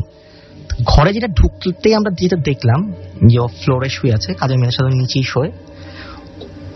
ওর গলা দিয়ে একটা বিকট আওয়াজ বেরোচ্ছে, মানে 3 জন লোক, 2টা ছেলে 1টা মেয়ে যদি একসাথে একই একটা কথা বলতে চায়, যেমন একটা গো গো আওয়াজ হবে, নাক দিয়ে এরকম একটা আওয়াজ, ভয়েস খুব মানে ভয়ঙ্কর একটা আওয়াজ, প্রথমে এটা বেরোচ্ছে। দূরের থেকে আমরা পাশের ঘরে ছিল, শুনছি আমরা। তা আমরা দেখতে গেলাম, সামনে যে যা দেখলাম রাসেল ভাই, তা হচ্ছে বলার মতো না। সেটা হচ্ছিল মেয়েটা আসলে খুব রুগ্ন ছিল। ওর হাত পা যদি এরকম ভাবে নাড়ানো সম্ভব হয় একটা মানুষের, একটা সুস্থ লোক, আমার মনে হয় না 2 মিনিট কেউ করতে পারবে। যে হাত পা পুরো বেঁকিয়ে যদি আপনি, হাত এবং পা যদি আপনি বেঁকিয়ে যদি আপনি ফুল মুভমেন্ট করতে থাকেন কন্টিনিউয়াস, একটা মানুষের একটা স্ট্রেংথের একটা ব্যাপার আছে, কোনোভাবে সম্ভব না। সাথে আপনার ঘাটটাও ঘুরছে, তার মানে একবার এদিক ঘুরছে, একবার ওইদিক ঘুরছে, মানে কেমন একটা যে ভয়ঙ্কর আওয়াজের সাথে এরকম, এবং সাথে তার চোখগুলো উল্টে যাচ্ছে, মানে চোখগুলো একবার উপরে উঠছে, একবার নিচে নামছে। খুব ভয়ঙ্কর একটা দৃশ্য। প্রথম দিকে আমি এরকম কখনো ফেস করিনি আগে। আমি বললাম কি হয়েছে, তখন বলছে জিনে ধরেছে। আন্টি বললো, প্রথম দেখলাম জিনে ধরেছে। বলছে যে তোমরা ওকে ধরে নিয়ে বিছনার উপর আগে উঠাও। তো বিছনার উপর উঠাতেই ও তখন আরো মানে উঠানোই যাচ্ছে না, খুব বিকট মানে হাতের মুভমেন্ট এমন করছে। তাই এর মধ্যেই আঙ্কেল যে ছিলেন, উনি ব্রাদার ছিলেন, আগেই বলেছি আমি। তো উনি একটা সিরিয়াটিভ, মানে উনি মনে করছেন যে হয়তো এটা একটা রোগ আছে আপনার, যে হিস্টোরিয়া, এরকম একটা রোগের পেশেন্ট হতে পারে, বা যাকে মিল্কি বলে, এরকম হয়েছে। তো উনি সিরিয়াটিভ ইঞ্জেকশন দিলেন একটা প্যাসেন্ট। কিন্তু ও মেয়েটা এমন একটা ঝাটকা দিল, আঙ্কেলের প্রায় হাইট ছিল 6 ফিটের মতো এবং প্রচন্ড বলশালী একজন লোক ছিল, তিনি প্রায় 3-4 হাত দূরে যে পড়লেন। আচ্ছা, এক হাতে একটা ঝাপটাতে যখন ইঞ্জেকশনটা পুশ করলো, তারপরে মানে তার শরীর নিস্তেজ হবে কি, উল্টারও তার আরো পাওয়ারটা বেড়ে গেল। আমরা 5-6 জন যারা ছিলাম সবাই মিলে তাকে ধরলাম, আটকালাম, কোনোভাবে রাখতে পারছি না। টানটি দড়ি বের করে দিলেন, চোখে খাটের সাথে বেঁধে ফেলো। রাসেল ভাই তখন আসলে ভয়ও কাজ করছে, কিন্তু আবার মেয়েটার অবস্থা দেখে একটা মানে কি বলবো, যে মায়াও কাজ করছে, যে এরকম একটা মানুষের কিভাবে হয়ে গেল। কোনোভাবে ধরে টরে হাত পা বেঁধে ফেললাম আমরা খাটের সাথে। বাট হাত পা বেঁধে যখন আমরা সরে গেলাম, তখনই সবচেয়ে ভয়ানক ব্যাপারটা হলো, ও খাটটা সহ প্রায় আপনার মাটির থেকে 3-4 হাত উপরে উঠিয়ে ফেললো। আচ্ছা, অর্থাৎ পুরো স্ট্রেট হয়ে গেল খাটটা সহ, একটা রুগ্ন শরীরের মেয়ে, আমি জানি না এটা কোনোভাবে সম্ভব কিনা যে খাটটা সহ এরকম আগেকার দিনের খাট সহ সে উঠিয়ে ফেলতে পারে, যার হাত পা দড়ি দিয়ে বাঁধা। কি ভয়ানক একটা ব্যাপার। তো এর মধ্যেই একটু ফর্স হয়ে যেতে থাকলো না, ফজরের আজানটা দিয়ে দিল। তখন থেকে আমার মেয়েটা আস্তে আস্তে করে ওকে, আন্টি আবার কিছু গ্রামের মানুষ ছিলেন তো উনি মরিচ পুড়িয়ে দিলেন কিছু কিছু নাকে দিয়ে, মোটামুটি উনি একটু বললো যে হুজুর ডাক দিয়ে নিয়ে আসো। তো আমরা পাশে একটা মসজিদ আছে, ওখান থেকে হুজুরকে বলে আমি নামাজটা পড়ে আমি আসছি। উনি চিনতেন বাসাটা। পরে যাই হোক, আমরা হুজুরকে না নিয়ে আর ওই বাসায় যাওয়ার সাহস হলো না, হুজুরের জন্য ওয়েটই করলাম। নামাজটা আমার শেষ হলো, হুজুরকে নিয়ে আসলাম, ফিরলাম। প্রথম দিকে হুজুরকে নিচের থেকে যখন হুজুর পাড়া দিয়েছে তখন থেকে ও চিৎকার শুরু করছে যে তুই এখান থেকে চলে যা, হুজুরকে বলছে। মানে উনি নিচতলাতে আর এটা 3.5 তলাতে, কিন্তু ও সিঁড়িঘর থেকে, মানে ওর ভয়েসটা এত বিকট যে নিচের থেকে শোনা যাচ্ছে তুই এখান থেকে সরে যা, হুজুর নিয়ে আসিস আমাকে তাড়াবি, কোনোভাবে পারবি না। যাই হোক, পরবর্তী হুজুর গেলেন, যাওয়ার পরে ওকে দেখলেন, একটা কেনো আঙ্গুল ধরলো, জাস্ট আমাদের এই ফিঙ্গারটা ধরার পর খুব জোরে প্রেস করলেন, করার পরে মেয়েটা বলা শুরু করলো। মানে যেটা সবচেয়ে ভয়ঙ্কর ব্যাপার রাসেল ভাই কি বলবো, সেটা ছিল মেয়েটা যেটা বললো যে আমি এই টগরটাকে টার্গেট করেছি। অর্থাৎ আমাকে দেখিয়ে বলছে, আমার নাম কিন্তু আসলে টগর না, বাট ও বলছে আমি তো ওকে টার্গেট করে এসেছিলাম, কিন্তু ওর পাশে, মানে বলছে আমাদের বাসায় আমি ঢুকেই পড়ে গেছিলাম সন্ধ্যাবেলায়, যে আমি ওইখানে ছিলাম, গেটের সামনে ছিলাম ওই বাসায়, কিন্তু সন্ধ্যার আজানের সাথে সাথে আমি আমার বাসায় ঢুকে যাই, কিন্তু ওইখানে ও আর ঢুকতে পারেনি। এটার জন্য ওকে ধরতে পারেনি, আমাকে আর কি ধরতে পারেনি, কিন্তু ও আমাকেই টার্গেট করেছিল, এবং আমাকে যদি ধরতে পারে ও আমাকে মেরে ফেলতো, সে এটা বলছে হুজুরের কাছে। তো হুজুর আমাকে বললেন যে তুমি আর এখানে থেকো না, যদিও ওর পজিশনটা যদি, মানে ওকে যদি ছেড়েও দেয় হয়তো বা তোমার উপর ও অ্যাটাক করবে, এবং যেহেতু ওর ইন্টেনশনটা খুব মেল ইন্টেনশন, সো ও তোমার একটা হার্ম করবে। তুমি বেটার হয়, যেহেতু তখন সকাল 6:30 7টা মোটামুটি সকাল হয়ে গেছে।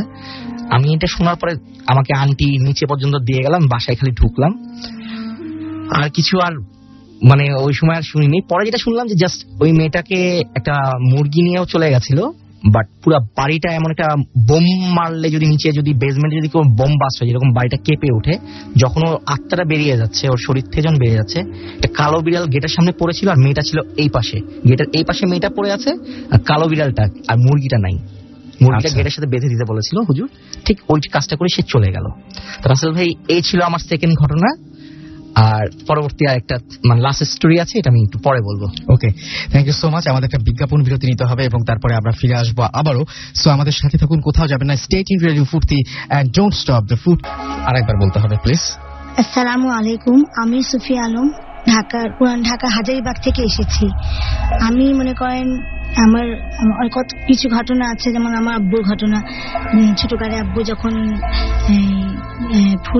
ছোট ছিল আব্বু, তখন আমাদের ওখানে আর্মেন্টোলে একটা স্কুল আছে যেটার নাম ট্রেনিং কলেজ ছিল আগে, এখন বর্তমানে আর্মেন্টোলে স্কুল, গভর্নমেন্ট স্কুল। সেই স্কুলে আবার একটা কলস ফুলের গাছ ছিল। আব্বু আবার কলস ফুল পাড়তে গিয়েছিলেন বন্ধুকে নিয়ে। তো বন্ধু যখন মগডালে বসেছিল, ফুল দিচ্ছিল আর আব্বু তুলছিলেন, তো হঠাৎ আমার আব্বু দেখে একটা ছোট মেয়ে ফুলগুলো টুকাচ্ছে। তখন আব্বু দেখতেছে, তারপরে আব্বু বলছে সব ফুলগুলো নিয়ে নিচ্ছে মেয়েটা। আব্বু একটু ভয় পেয়েছে, ভয় পেয়ে আবার দেখছে না, আবার নিচ্ছে, এভাবে করতে করতে সব ফুল মেয়েটা নিয়ে নিল। আব্বু এমন ভয় পেলো, তারপরে দেখলো যে মেয়েটা অদৃশ্য হয়ে গেছে। এই ঘটনার পর আমার আব্বু অনেকদিন অসুস্থ ছিল। এরপর মনে করেন আপনি যে নতুন বাসায়, আপনি এখন যে বাসাটায় আছেন, সেই বাসাটার বেশ কিছু ঘটনা আমরা জেনেছি যে আপনার কাছে আছে। সেই বাসায় কি কি প্রবলেম হয় আপনাদের? আমি যে বাসাটা এসেছি থেকেছি, বাসাটা আবার পুরনো বাসা, অনেক আগে। তো এই বাসায় আমি পুরনো বাড়িটা কিনেছি, কিনে আমার ফ্ল্যাটটাকে আমি একটু নতুনত্ব করেছি টাইলস দিয়ে, কিন্তু বাড়িটা আমার পুরনোই, নিচের গুলো সব পুরনো রয়েছে। তো এই বাসায় যে অরিজিনাল যে মালিক ছিল, উনি আবার করতেন, এই আসন বসাতেন নাকি শুনেছি মানুষের মুখে। তো অনেক প্রশ্ন উত্তর হতো, ওরা মানে এখানে অনেকজন আসতো। তো এরপর আমার জীবনে এমন ঘটনা হয়েছে, আমি তো প্রথম আমি আশ্চর্য হতাম। যেমন আমি যখন নতুন থেকে যখন দেখি আমার চাবি নেই, আমার রিমোট নেই, এরকম। তা ইদানিং কিছুদিন আগে ঘটনা, আমার বড় ছেলে, তো ও রোজই রাতে যখন 3টার সময় ও নাকি পায়েলের শব্দ পায়, আমাকে বলে আম্মু আমি রোজ পায়েলের ঝুমুরের শব্দ পাই। এরকম বলে। তা আমি বলি কি না, এটা মনে হয় কোনো কোথাও মোবাইলে বা কোনো গান শুনবে কি না। আম্মু তুমি দেখো, তো একদিন ও আমাকে মোবাইলে রেকর্ডিং করে শুনিয়েছে। তারপর আমি তো আশ্চর্য হয়েছি, আমি ঠিক আছে আমি আজকে যখন তাহাজ্জুদের নামাজের জন্য পড়তে উঠি তো আমি জেগে আছি। ঠিক 3টা যখন বাজছে তখন একটা পায়েল, আমাদের ওখানে একটা হাজারীবাগে একটা বটতলা মাজার আছে, গাছ আছে, ওখানে মাজার থেকে মানে ওই আওয়াজটা আস্তে আস্তে আমার বাড়িতে এসে আওয়াজটা খুব জোরে। তারপরে আবার ওই সময় এরকম আওয়াজ, আমি আবার বারান্দায় গিয়েছি, আমি ঠিক দেখে মনে হয় কেউ আছে, কিন্তু আমি দেখতে পাই না, কিন্তু আওয়াজ পাচ্ছি, ঝুমঝুম পায়েলের শব্দ পাচ্ছি। আর ওই সময় কুকুরগুলো চিৎকার করছে, অনেকগুলো কুকুর রাস্তায়, আমি কিন্তু কাউকে দেখি না। আমি দাঁড়িয়ে আছি, আমার ছেলেকে নিয়ে আমাকে আসুক, ওর ভয় ভাঙাবো, নাহলে ও ভয় পেয়ে যাবে। তো এমন করতে করতে আমি 3 দিন মার্ক করেছি। 3 দিনই ঠিকই আমি সাউন্ডটা পেয়েছি। তারপরে আমি একজন আমি বলেছি যে এরকম এরকম, আমি আবার নিজেই একটু দোয়া টোয়া পরে ওকে পানি খাইয়ে দেখলাম যে না, আমার বাচ্চার ভয়টা চলে গেছে। তো পায়েলের শব্দ মানে ওকে আমি 3টার সময় উঠতেই দিই না, আমি ওর সঙ্গে থাকি। আর যেমন ও না গভীর ঘুমে থাকে, উঠলেই মানে ওর কাছে একটা মানসিক রোগীর মতো হয়ে গেছিল এমন। এরকম করতে করতে আমি 21 দিন ওকে মনে করেন দোয়া টোয়া পরে করে ওকে ঠিক করেছি। এটা হয়েছে। এমনিতেও আপনি নিজে কোনো কিছু দেখেছেন ওর পাশে থেকে? হ্যাঁ, আমি দেখিয়েছি। আমি বেশি দিন না, কারেন্ট ইদানিং খুব লোডশেডিং হয়, তো আমি মনে করেন কারেন্ট চলে গেছে, আমার ছেলেরা কেউ ছিল না বাসায় সেদিন। আমি আবার রান্নাঘরে গিয়েছি মোমবাতি জ্বালাতে, তো মোমবাতি জ্বালাচ্ছি দেখি আমার সামনে একটা ছোট বাবু দাঁড়িয়ে আছে। আমি বলি কি আমার তো ছেলে এখানে নেই। তারপরে আমি এবার ঘুরে দেখলাম যে আমি এভাবে একটু ঘুরেছি, দৌড় দিল, আমি দৌড়ে গেলাম, দেখি ঘরে গিয়ে অদৃশ্য হয়ে গেছে। আমি আমার হাজবেন্ডকে বললাম আরে এখানে একটা বাবু ছিল। বলে কি তুমি দৌড়া, আমাকে বাবুর পিছনে তো আমি দৌড় দিলাম। এই বাবুটা নাকি প্রায় দেখে, আমার ভাড়াটিয়া সবাই বলে একটা বাবু দেখি নিচে শুধু হাঁটে। তা আমি মনে করেন বেশি দিন, এটা কয়েকদিন আগের ঘটনা। আমি বেশ ভয়ের, এটা তো হ্যাঁ এটা ভয়ের। আমি কিন্তু মানে এমনি আমি একটু নামাজ টামাজ পড়ি, তাহাজ্জুদ পড়ি, 3টার সময় উঠি, আমি মানে দেখি এটা কি দেখলাম, আমি কিন্তু দেখার চেষ্টা করি দেখি কিছু চোখে পড়ে নাকি। আর এটা আমি দেখেছি যে বাবুটা একদম পুরো আকৃতি দেখেছি, কিন্তু চেহারাটা দেখিনি, একটা অন্ধকার তো কালো একটা আকৃতি, একটা ছোট বাবু, মনে করেন 6-7 বছর বয়স। বাবুটা দৌড় দিয়ে দিয়েছে, আমি ওর পিছে দৌড় দিয়েছি, কিন্তু ঘরের ভিতর গিয়ে অদৃশ্য হয়ে গেছে। এটা আমি ইদানিং দেখেছি এই ঘটনা। আর কিছু দেখেছেন এরকম মনে পড়ছে? এরকম মনে করেন রাত্রে যদি জানলায় দাঁড়ায় তো দেখি ছাদে করে মানে সাউন্ড হয় হাঁটার। তো রাত্রে অনেক সময় দেখি জানলা দিয়ে দেখা যায়, আমার জানলা মানে কাচের বড় তো, আমি আমার ছাদ পুরো দেখা যায়, এরকম ভাবে সেটিং দেখি যে ছাদে কেউ হাঁটে, এরকম হাঁটার শব্দ পাই, এরকম মনে হয় কেউ হাঁটতেছে, এরকম প্রায় দেখি। আবার অনেকে আছে আমাদের নিচে যে অনেক আছে যে ছাদে গরমের জন্য ওরা ছাদে গিয়ে ঘুমায়। ওরা বলে এক একদিন এক এক ঘটনা এসে বলে, আমাকে বলে একজন বলে কি যে একজন নাকি ওকে পানি ছিটা দিয়েছে। তা আমাকে তো বলে কি না, আমাকে না বলে কি না সত্যি আমি আপনাকে বলি একদম ওর মুখে বলে এমন পানি দিয়েছে ও উঠে ভয় পেয়ে চলে আসছে, এরকম প্রায় ছাদে। তা আরেকটা ছেলে ছিল তো নিচে বাড়িতে ছিল, ও প্রায় গরমের জন্য ছাদে গিয়ে ঘুমাতো কারেন্ট চলে গেলে। তো ও যে ঘুমাতো আমরা জানি। তো একদিন রাত 3টার সময় ও মানে ব্রেন হয়ে গেছে, ও যে কি দেখেছে বলতে পারে না, শুধু বলে কি যে ও মানে ও ভুলে দিচ্ছে ওকে, ও যা দেখেছে ও বলতে পারতেছে না। তারপরে অনেক কাউকে চেনে, কিন্তু আমাকে আবার বলে কি, আমাকে আবার দেখলে বলে আপনি আমার মা, আমি আপনার ছেলে। ওর কিন্তু মাও আছে, সব আছে, আমার নিচের ভাড়াটা ছিল। এমন হয়েছে যে পুরো ব্রেন ওর আউট হয়ে গেছে, কিন্তু ও দেখেছে কিন্তু ওকে ভুলে দিয়েছে, এটা আমার ধারণা। আপনি আকাশে কিছু একটা দেখেছিলেন একদিন? আপনি? হ্যাঁ আকাশে দেখেছি। ওই যে আমি মনে করেন একবার আমরা সিলেটে গিয়েছিলাম, জাফলং, আমার ননদকে বিয়ে দিয়েছি সিলেটে, দেবরকে বিয়ে করেছি সিলেটে রাধানগরে। তো ওখানে আমার প্রতি 1 বছরে 3বার যাওয়া হয়। ফার্স্ট টাইম ছেলেদের পরীক্ষার পর, first time, second time, third time আমি একটু গিয়ে বাচ্চার দিন একটু ঘুরি। তো এরকম আমরা বিকেলে, তো আমার ওখানে আবার ট্রাক্টরের চা বাগানের ভিতরে ট্রাক্টরের গাড়ি চলে, এই যে ওখানে সরু রাস্তা তো ওখান দিয়ে। তো আমার সব বাচ্চাগুলো আমাকে খুব করে, বলে আমি চলো আমরা একটু চা বাগানে ঘুরবো। তো সব বাবুদের নিয়ে ওই ট্রাক্টরে উঠেছি আমরা। তো ওইটাই রাস্তা, গাড়ি যাওয়ার একটাই পথ। তো ট্রাক্টরে যখন উঠেছে বিকাল থেকে আমরা আসরের পর থেকে আমরা অনেক পথ ভিতরে, চা বাগানের ভিতরে, এটা রাধানগর বলে এই জায়গাটাকে, মানে পুরো বাগানটা। তো যেতে যেতে অন্ধকার হয়ে যাচ্ছে, তখন লোকটা বললো, ড্রাইভার বললো যে আপনারা এখন চলে যান। তা আমি বলছি না, এখন আমার বাবুর, আমরা তো ঢাকা থেকে এসেছি, আমরা ঘুরবো, আমাদের খুব শখ, ঢাকা তো আমরা এরকম জায়গা দেখি না। বলে কি না এখানে মনে করেন একটা বিপদের আছে, মানে এর আগে অনেক ঘটনা হয়েছে। তো লোকটা পর্ব বলতেছে, আমি আবার একটু, আমার বাবুরা খুব ইন্টারেস্ট শুনতেছে, আমি আবার বলি না ঘুরবো। আমি আবার, আমাকে ওরা সাহসী বলে নিয়ে গেছে, আমি একা আর সব বাবুরা মানে অনেক বাচ্চারা। তো হঠাৎ দেখি মনে করেন আকাশে মানে একটা ওইখানে একটা আলোর কি জানি পড়ছে, তখন বললো যে এখন আর থাকা যাবে না, আপনারা জলদি চলে যান, এরকম বলতেছে। আমি বলি না মালিকে না, এরকম অনেকগুলো ঘটনা বলছে এখানে নাকি এই মানে করেন বাবু এক মহিলা চা বাগানে এই বাবু পিঠে নিয়ে যে পাতা চায়ের ইয়ে করে, তো বাচ্চা নিয়ে পিঠে নিয়ে কাজ করতেছে, তো ও জানে না কতক্ষণ পরে নাকি ও বাচ্চা পায়নি। আমি একটা বলছিলাম যে আপনি আকাশে ভোরবেলায় কিছু একটা দেখেছিলেন, আমি সেটা জানতে চাচ্ছিলাম। আপনি মনে হয় এখন মনে করতে পারছেন না বোধহয়, আপনার বাসা থেকেই হঠাৎ করে ভোরবেলায় আকাশে দেখেছিলেন একটা। ও হ্যাঁ, ও আচ্ছা ঠিক আছে। এটা মনে করেন যে আমি যখন তাহাজ্জুদে নামাজ পড়তে উঠি 3টায়, আমি আর ঘুমাই না, তো আমি নামাজ পড়ি, আবার একটু পরে আবার একটু ঘুম আসে দেখে আবার একটু অজু করে আসি। তো অজু করে আমি যখন আকাশে দেখে ইয়ে করি, আমি কালেমা পড়ি, আকাশে দেখে পড়ে কালেমা পড়তে তখন পড়ে দাঁড়িয়ে আছি, তো দেখি একটা কালো অনেক বড় কফিনের মতো ঢেকে আমার বাড়িটা তো মেইন রোডে, তো মেইন রোডে যে আমার ওয়ালগুলো আছে না যেমন গ্রিলের, ওই ওয়ালের মধ্যে এমন জোরে বাড়ি দিয়েছে, কাঠের মতো না কি জানি একটা কালো মনে কফিন যাচ্ছে। তা আমি এভাবে তাকিয়ে আছি, আর ওই সময় এমন একটা সাউন্ড হয়েছে বাতাসে, অনেক মনে হচ্ছে তুফান হচ্ছে, কিন্তু কোনো তুফান না। কিন্তু আমি পরে আবার সবাইকে জিজ্ঞেস সকালে এখানে কি তুফান হয়েছে, আমার যা স্কুলে বাচ্চা পড়ে বলে কি না কোনো তুফানের, কিন্তু আমার মনে হচ্ছে অনেক শাঁ শব্দ, কিন্তু অনেক পাতা মনে হয় পাতা উঠতেছে এরকম মনে হচ্ছে, কিন্তু আমার ইয়েতে এমন বাড়ি দিয়েছে আমি মনে হয় আমার বিল্ডিংটা কেঁপে গেছে। বিল্ডিংটা তো পুরানা, একটু তুফান হলে সাউন্ড হয়, কিন্তু আমার গ্রিলে অনেক জোরে বাড়ি দিয়েছে ওই জিনিসটা। তারপর অনেকক্ষণ তাকে আমার ছেলে বলে মা তুমি কি দাঁড়ায় কি কোথাও না দেখো না কি জানি গিয়েছে, আমি বলতে পারি কি মা তুমি ঘরে আস না আমি দেখবো কি যায় এটা।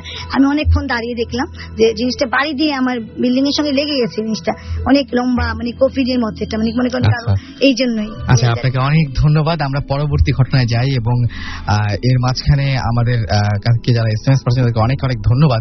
কিন্তু বুঝতেই পারছেন আজকে গল্পের প্রেশার অনেক অনেক অনেক অনেক বেশি, সুতরাং আমাদেরকে বেশি বেশি করে ঘটনা শুনতে হচ্ছে এবং আপনাদেরকে শোনাতে হচ্ছে। আমাদের আরো বেশ কিছু ঘটনা রয়েছে, আমরা চলে যাচ্ছি আমাদের পরবর্তী অতিথির কাছে। আপনার নামটা বলে প্লিজ আপনার ঘটনাটা শুরু করুন। ধন্যবাদ রাসেল ভাই। তার আগে আমি একটা কথা বলবো প্লিজ, আমি সেটা হচ্ছে যে আজকে হয়তো অনেকেই আনফরচুনেটলি এই চমৎকার এপিসোডটি মিস করে ফেলতে পারেন, সেজন্য আপনার একেবারেই চিন্তার কোনো কারণ নেই। আপনি যদি চান তাহলে এপিসোডটি আপনি পুনরায় শুনতে পারবেন, সেজন্য আপনাকে এয়ারটেল এম রেডিও সাহায্য নিতে হবে। সেজন্য আপনাকে যেটা করতে হবে, আপনার এয়ারটেল নাম্বার থেকে ডায়াল করতে হবে 4040, সিলেক্ট করতে হবে চ্যানেল 22। দেখবেন যে একের পর এক বিভিন্ন এপিসোডের অপশন আপনাকে দেওয়া হচ্ছে। যে এপিসোডটি আপনি শুনতে চান বা যে এপিসোডটি আপনি মিস করেছেন পুনরায় শুনতে চান, সেই এপিসোড আপনি চাইলেই সেখান থেকে শুনে ফেলতে পারবেন। অ্যান্ড লিসনাররা চাইলেই ভূত এফএম টিউনকে আপনার কলার টিউন বা আপনার মাই টিউন হিসেবে সেট করে ফেলতে পারবেন, এবং সেজন্য আপনাকে যেটা করতে হবে ভূত এফএম টিউন কোড মনে রাখতে হবে, অ্যান্ড দ্য কোড ইজ 92125, এবং জাস্ট আপনি একটা এসএমএস পাঠিয়ে এটা অ্যাক্টিভেট করে ফেলতে পারেন, যেটা মাসুম এখন প্লে করছে। আপনার মোবাইলের মেসেজ অপশনে গিয়ে টাইপ করুন সিটি স্পেস দিয়ে 92125 এবং পাঠিয়ে দিন আপনার এসএমএসটি 3123 নাম্বারে, দেখবেন যে টিউনটি আপনার হয়ে গেছে। যাই হোক, কথা না বাড়িয়ে আমরা সরাসরি ঘটনায় চলে যাবো এবং আমাদের পরবর্তী অতিথি যাকে আমরা থামিয়ে দিয়েছিলাম, এবং আমি খুবই সরি যে আপনাকে থামিয়ে দিয়েছিলাম। রাসেল ভাই, আমি আসাদুজ্জামান নবীন, আমি এসেছি বনশ্রী থেকে, আমি বর্তমানে এসএসসিএ করছি। তো আমি যে ঘটনাটা বলবো এটা রিসেন্টলি ঘটে যাওয়া, এবং সেটা হচ্ছে এতই রিসেন্টলি গত শুক্রবারের। আমি যখন গত শুক্রবারে এখান থেকে ভূত এফএম এর এপিসোড শেষ করে বাসায় যাই, তো এখানকার রেডিও ফুর্তির যে ড্রাইভার আমাকে ড্রপ করে দিয়ে আসে। তো এটা ছিল বনশ্রী মেইন রোড, এবং আমাদের কিছু রোড পাইপ বসানোর জন্য সেটা কাটা হয়েছে, এবং বিভিন্নভাবে অনেক কাঁচা হয়ে গেছে রাস্তাটা, যেখানে গাড়ি ঢুকতে পারে না, যার কারণে সে আমাকে মেইন রোডে নামিয়ে দেয়। তো আমি হেঁটে ওই রোড থেকেই বাসায় যাচ্ছিলাম। তো যখন নামার পরে 30 কি 35 সেকেন্ড পরে এরকম সময় পরে, তো কতগুলো কুকুর এসে আমার পাশে খুব জোরে জোরে ডাকতে থাকে। তো আমি সাধারণত অবাক হয়েছি সেদিন, কারণ কুকুর যে কোনো কারণেই হোক, কোনো কুকুর আমার কাছে আসে না কখনোই, এবং যদি আমি ওদের কাছে যাই তো ওরা আরো দূরে সরে যায়। কিন্তু ওই দিন আমার এত কাছে এসে ডাকাডাকি করছে, আমি খুবই অবাক হয়েছি। তো আমি যাই হোক, আমি ওদেরকে পাত্তা না দিয়ে আমি হাঁটা শুরু করি, এবং দেখি যে আমাদের যে 2 নম্বর রোড 2 নম্বর রোডটা, 2 নম্বর রোডে সামনে, অর্থাৎ আমাদের সেটা হচ্ছে আমি যেখান থেকে হাঁটছিলাম আমার ডান দিকে ছিল এ ব্লক। এবং এত ডিটেল বলা দরকার নেই, আমার মনে হয় যে মানে ঠিকানাটা বলে দিবেন না প্লিজ। জি অবশ্যই অবশ্যই, আমার ভুল হয়ে গেছে, সরি। No problem. আমি যাচ্ছিলাম তো 2 নম্বর রোডের মাথার দিকে আমি দেখলাম যে ওখানে মানে একটা আগুন, মানে কিছু লাকড়ি জোগাড় করে কেউ হয়তো আগুন জ্বালিয়েছে। তো শীতের রাত আমি মনে করেছি, তখন এখনকার চাইতে তখন ঠান্ডাটা অনেকটু বেশি ছিল হয়তো। আমি যেটা বুঝতে পারি যে তখনকার ঠান্ডাটা একটু বেশি ছিল। এবং আজকে আমি আপনাদের এখানে ওঠার সময় ঘেমে গিয়েছিলাম, কিন্তু ওই দিন কিন্তু ঘামিনি। তো আজকে একটু গরমটা আমি বেশি মনে করছি। তো যাই হোক, আমি যাচ্ছি, তো তখন দেখলাম যে কিছু লাকড়ি জোগাড় করে ওখানে আগুন জ্বালানো হয়েছে এবং আগুনগুলো নিভে গেছে, ওগুলো কয়লা হয়ে গেছে এই ধরনের, শুধু আভা গুলো দেখা যাচ্ছে মানে কয়লার। তো আমি কাছে যখন যাই, কাছে যাওয়ার পরে ওখানে দেখতে পাই যে হঠাৎ করে আগুনের শিখাটা অনেক খুব তীব্র হয়ে ওঠে এবং খুব জল করছে। তো আমি চিন্তা করলাম যেখানে কয়লা হয়ে গেছে সেখানে এত বড় শিখা তো ওঠার কথা না স্বাভাবিকভাবেই। তো আমি সাধারণভাবে এই জিনিসটা মেনে নিয়ে তারপরে আবার হাঁটা শুরু করি। তো দেখি যে এর পরের যে রোডটা, এর পরের রোডটায় দুজন আমাদের ওখানকার স্থানীয় নাইট গার্ড দাঁড়িয়ে আছে, দাঁড়িয়ে কথা বলছে। তো আমি একটু এমনিতেই অন্ধকারে ভয় লাগছিল এত রাতে, আমি বাসা যাচ্ছি। তো তাদেরকে দেখে একটু সাহস পাই। আমি আবার তাদের কাছে যখন গেলাম তখন তারা হঠাৎ করে আমার দিকে তাকিয়ে অপার্থিব একটা আওয়াজে সালাম দিয়ে দিল, যেমন আসসালামু আলাইকুম রাহমাতুল্লাহ এরকম বললো। তো আমি কিছুটা অবাক হলাম যে এরকম অপার্থিব চিৎকার তো কেউ করতে পারে না, দুনিয়ার কোনো মানুষ সম্ভব না। তো আমি যাই হোক, মানে আমি সালামের উত্তর দিয়ে মানে ঘোরের ভেতরেই সামনে এগিয়ে গেছি। 2 কদম আগানোর পরে আমার ওই চিন্তাগুলো থেকে আমার মনে হলো একটু পেছনে ফিরে দেখি। পেছনে যখন ফিরেছি তখন দেখলাম যে তারা ওখানে নেই, কিন্তু 2টা রোড 2 সাইডে চলে গেছে এবং সেই রোডটায় যেতে অন্তত 30 সেকেন্ড তো সময় লাগার কথা, কিন্তু আমি 2 কদম আগিয়েছি সামনে, কিন্তু তাদেরকে আর দেখলাম। তো আমি ওইখানে আবার চলে গেলাম, গিয়ে ওই 2 সাইডের 2টা রোডে আমি খোঁজ করলাম। খোঁজ করার পরে অনেক ডাকাডাকি করলাম। তো আমি দেখলাম যে তাদের কোনো সাড়া মিলছে না এবং তাদের কাউকেই দেখা যাচ্ছে না ওখানে। তো আমি যাই হোক একটু ভয় পেয়ে যাই, আমি খুব তাড়াতাড়ি চলে আসি বাসায়।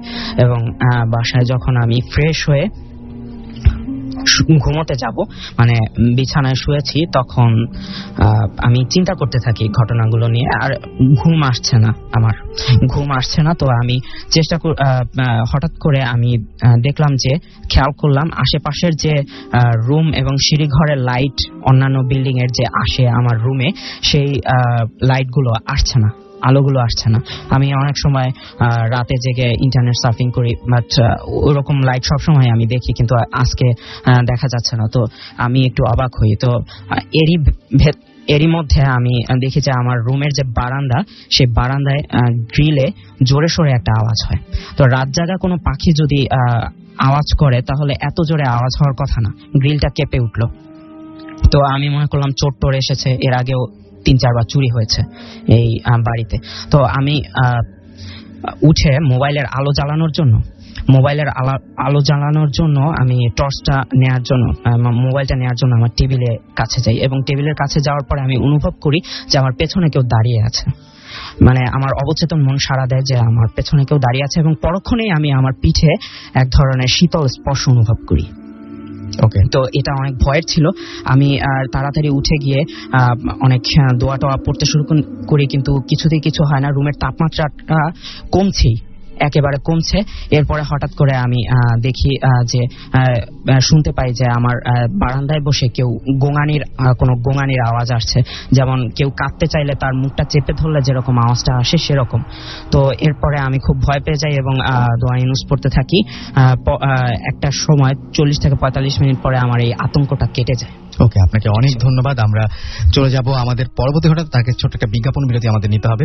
আপনারা কোথাও যাবেন না, আমাদের সঙ্গেই থাকুন। স্টে টিউনড টু ফুর্তি এন্ড ডোন্ট স্টপ দ্য ফুর্তি।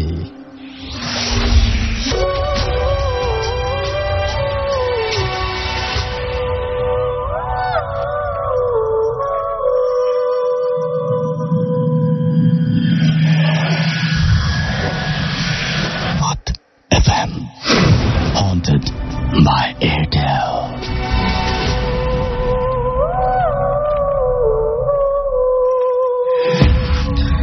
শুনছেন সবসময় রেডিও ফুর্তি, চলছে ভূত এফএম হন্টেড বাই এয়ারটেল। আমি রাসেল আছি সাথে, আমার সাথে রয়েছে মাসুম এবং আজকের অতিথিরা।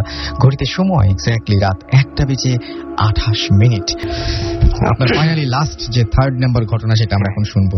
ওকে, তো রাসেল ভাই, এটা হচ্ছে ওই বাড়ির লাস্ট যে ঘটনাটা আমি এখন বলবো, সেটা রিসেন্ট ঘটে যাওয়া আমার সাথে, এই মাস 6 আগে, জুন জুলাইয়ের দিকে ঘটে যাওয়া। তো এবার একটু আমার বাসার ইয়েটা বলি। আমরা এখন দোতলাতে থাকি, আমাদের আমার যে পাশের বাসাটা, আমাদের যে বাসাটা ওইটা দোতলাতে থাকি আমি। তো আমার বাসা থেকে ওই পাশে ওই বাসাটা, হন্টেড বাসাটা দেখা যায় স্ট্রেট আমার রুম থেকে। আর আমাদের বাসাটা হচ্ছে এল শেপ, সামনে একটা বিরাট বড় জায়গা আছে ছাদের উপর খোলা, আর একটা ডগ রুম করা আছে, এবং 3টা কুকুর ছিল সেই সময়। আর আমার নিচে কিছু গাড়ি টাড়ি থাকে। তো এটার জন্য আমার রাত পর্যন্ত জেগে থাকা হয়, কাজ থাকে, ফেসবুকে থাকি বা আদার্স কোনো ইয়েতে থাকি। তো এটার জন্যই বেশি রাত পর্যন্ত ইয়ে হয়। তো ওই সময় জুন জুলাইয়ের ঘটনা, এই বছরের বৃষ্টি হয়ে গেছে, বৃষ্টির পরে থেমে গেছে। তো রাত 3টা পর্যন্ত আমি কোনো একটা কাজ করছিলাম। তো হঠাৎ দেখলাম যে আমার 3টা কুকুরই ছাদের উপর থাকে, ওদের ডগ রুম করে দেওয়া আছে। কুকুর ডাকছে, খুব শাউট করছে। আবার একটু কুকুর যারা পালেন তারা জানবেন যে কুকুরের কিন্তু এক এক সময় যখন আনন্দ হয় ওদের একরকম ওদের টোন হয়, মালিককে দেখলে একরকম টোন হয়। আবার যখন ভয় পায় বা কেউ মারতে যায় তখন কিন্তু ওদের একটা ভয়ের একটা টোনটা একটু ডিফারেন্ট টাইপের হয়। ডাকের সাথে ওইটা আবার তখন একটু কুকু আওয়াজটা একটু ডিফারেন্ট হয়, ভয়ের যে টোনটা। আমি দেখছি যে 3টা কুকুরই ডাকছে একসাথে, আবার একটু পরপর ভয়ের আওয়াজ করে আবার চুপ হয়ে যাচ্ছে 3টা কুকুরই। ফার্স্টে আমি জানলাম যে কুকুর ডাকতেই পারে, রোড দিয়ে আরো কুকুর যেতে পারে, লোকজন চলাচল করে, তো ওরা ডাকে সাধারণত, যেহেতু ওরা কনসাস এবং ইয়েতে।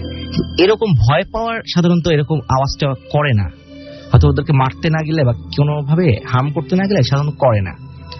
তা যাই হোক, আমি জানলা থেকে খুলে আমার রুম থেকে বেরোলাম বাইরে ওই ফাঁকা জায়গাতে, যে আমি ওদের নাম ধরে ডাকলাম 3টা কুকুরের। এবং 3টা কুকুরের মজার হলো ওরা জেনারেশন ওয়াইজ আছে, 3টা কুকুরই ওদের জেনারেশন ওয়াইজ আছে।